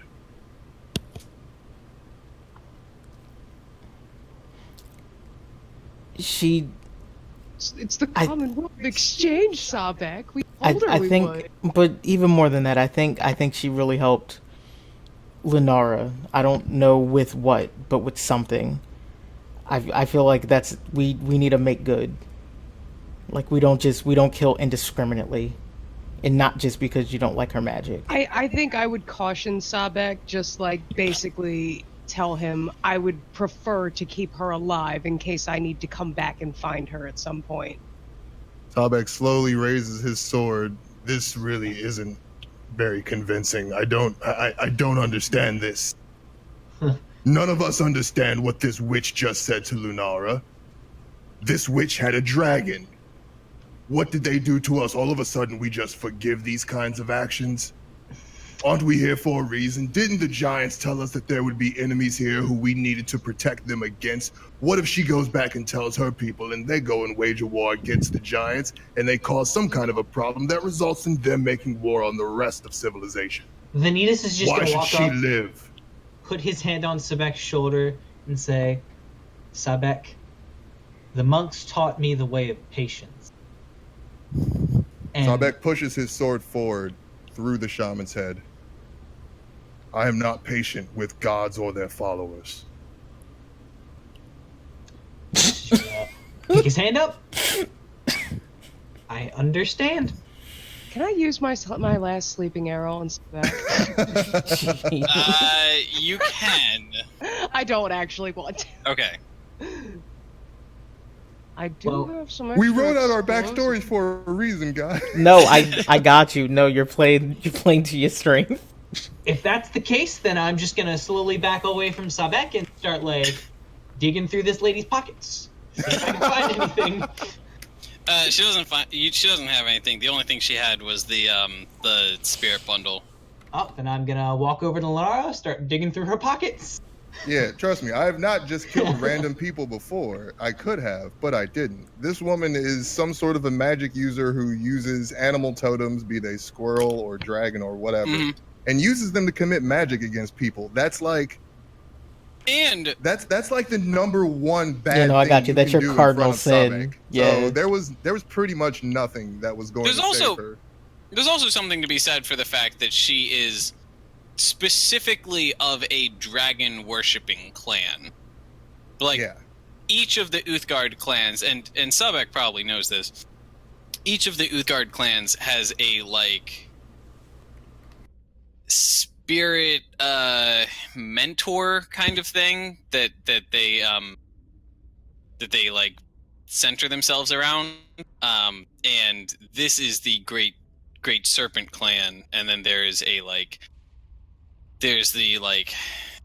Great Raven clan and like the Great Elk clan and stuff like that. But this one is specifically dedicated to dragons, and he reasonable. Sahbeik looks over at Lunara and kind of sighs. Sorry, elf. Just, it's fine, Sahbeik. It's fine. Just don't talk to me for a while. Leave me alone. Okay. Eat your tongues or whatever you do. I kind of chuckle and then chop off the corpse's finger and put it in my pocket. Okay. Venitus is just gonna be like, do you want to be able to see in the dark again? But he's still able to see in the dark. Oh, that's right. She's an elf. Yeah, it's gonna last. Well, no, Sahbeik still is too. It lasts 8 hours. I forgot about that. Mm-hmm. I'll be like, do you want a nice bubble of darkness to contemplate in? Yes, please. There you go. Give her a nice bubble of darkness for her to think about what she needs to do. Okay. Oh, and I go back in and grab my kuna. Yes, we're just gonna give. Oh boy. Did Harshnag have any kind of reaction to seeing this shaman killed, or to that interrogation, or like what is his general, like, because I mean this is like a thing for giants that we are doing, so, and I just kind of talk heavily in their cause's favor. So giants are Harshnag is long lived, and he was exiled from his people a long time ago and has spent a long time living amongst the little people and interacting with them. He is also an experienced warrior, and Sahbeik or Harshnag would not have interfered either way, because he has learned from experience that he likes working with the little people, but he always lets them take the lead. And if he doesn't agree with the way they do things, he just leaves their company. He doesn't make a big fuss about things, because I guess I'm kind of trying to gauge the giants' morality, because no. This was kind of like a chaos neutral action. Sure. Harshnag is certainly not. I think Harshnag is neutral good. But he also has been in the military, and he's very pragmatic, and he doesn't think this was a horribly evil thing that you did. He thinks it's. I mean, he's a little disappointed that things played out in such a way that you guys promised to let her go, and then she ended up dying. But he understands it was not Sahbeik who made that promise. And also, more importantly, Harshnag is 100% like a veteran, like an ex-military man, and he understands you don't. Battlefield executions are no stranger to him. You don't let a volatile element go if it's a risk to the cause. So he understands what Sahbeik did in his personal read of the situation. He thinks it would have been safe to let her go, and that's what he would have done. But he doesn't in any way think that is doesn't think that this was a. He doesn't hold this against Sahbeik. Okay. 100% understands Sahbeik's decision here. So the one thing I want to do, we have currently been playing for 3 hours and 48 minutes, which is good. We've got, we basically just had one fight, but it was a very good fight, and we've gotten some other good stuff done. I want to end with going into the next room, because the next room is going to be a very dramatic scene. And then we are going to go forward from there. Why is there a number 4 on the floor? Oh God, are there other numbers on this floor somewhere? No, there's just a number 4 for no reason. What? Whatever, I'm getting rid of it.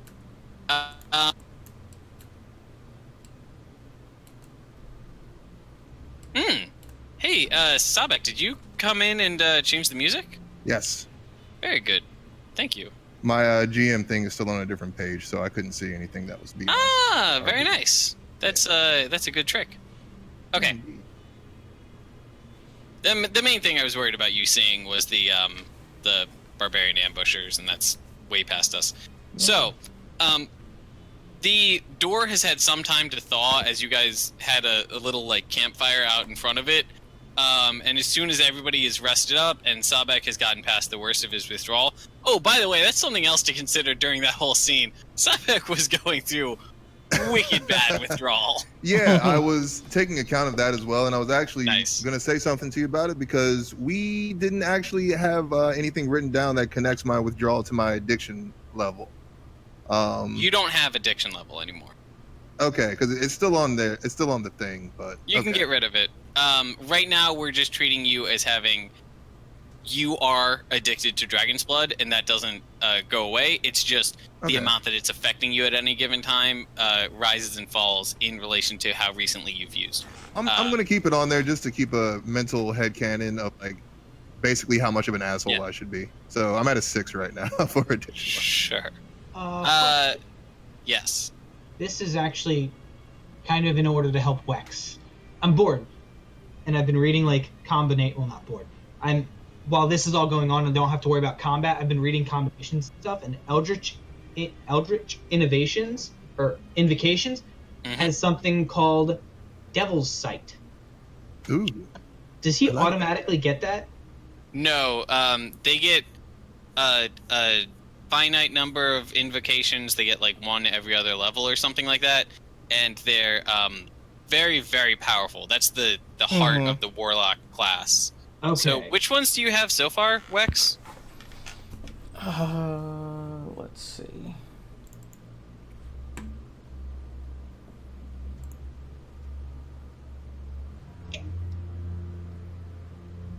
Because I know you've got some spells and stuff mixed in here as well. Yeah, it's a bunch of stuff. I took like Phantasmal Killers, Staggering Chronicle Smite. of the Raven Queen is one of them. That's like Agonizing Blast is another one. I think those are the only 2 you have picked out currently. I think everything else in here is spells. Yeah, they were all spells. Okay. Agonizing Blast is a huge one because it adds his charisma to his Eldritch Blast damage, which more than doubles his Eldritch Blast damage. Okay, because I was looking at like I was reading about like min-maxing a monk. So, I mean, there's a lot you can do if you start multi-classing. So, once the door has thawed a bit and everyone's up to speed, Harshnag walks up and just with one hand, not even difficultly, pushes the door open. This is a, I'm going to say 30-foot tall door that probably weighs several tons, and he just kind of like swings it open like any door and starts walking inside, and he stops and kind of gasps for a second as he takes in this scene. So, you guys are in a large room.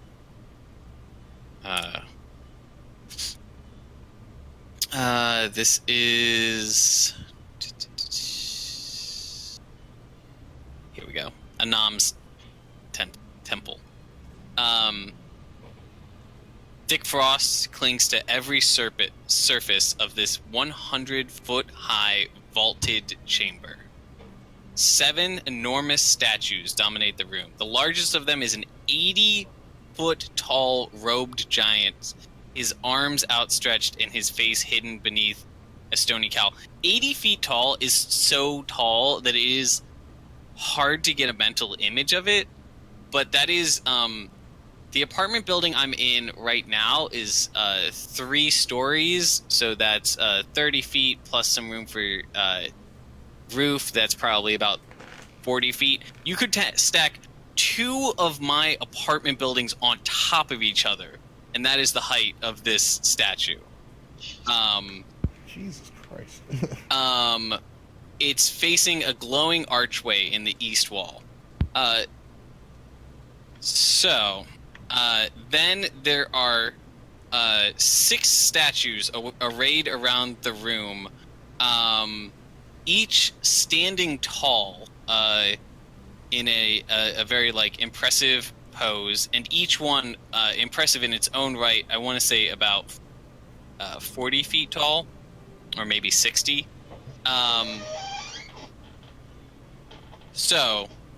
Do the statues, are the statues the same people that were carved on the? It's hard to make out specifics, but they are the 6 different types of giants, which is what you saw depicted outside. So there is a statue depicting the paragons of each type of giant. Harshnag can explain some of this to you as he walks around the room. Sahbeik looks at Harshnag and is like, "What is wrong with them?" They're statues. They're made of marble, by the way. I don't. Marble? They're not people. They're just like big rocks. Things you play with. Oh. Never mind. So the smaller statues face all towards the room center, towards the statue in the middle, which Harshnag is able to immediately identify as a statue of Anam, the Allfather. Each of the statues has an outstretched arm holding a weapon out in a pose of a pose you might take after you've just won a triumphant battle and you're holding it over your head. So there are actually only 5 of the statues are armed. One of them is conspicuously holding his hand up as if he should have a weapon there, but the weapon is missing. This is I need to clarify. We'll go over this again next game, but the hill giant has a bone great club. The stone giant has a stone boulder with a chain leading to his other hand. The frost giant is missing its weapon. The fire giant is gripping an iron greatsword. Cloud giant is gripping a mithril spear, and the storm giant is gripping an adamantine trident. And the last thing of note is that along the back wall there is a 40-foot wide, 40-foot tall archway with 6 different runes carved into it. Click this, I click show to players, show to everyone. That is the assembly of runes. Each one is inlaid with mithril, and the archway has a faintly glowing mist rolling out of it. Think like Dark Souls, the misty doors. We're about to fight all 7 of these giants. I was making a joke about Dark Souls. I don't know what you're talking about. Oh,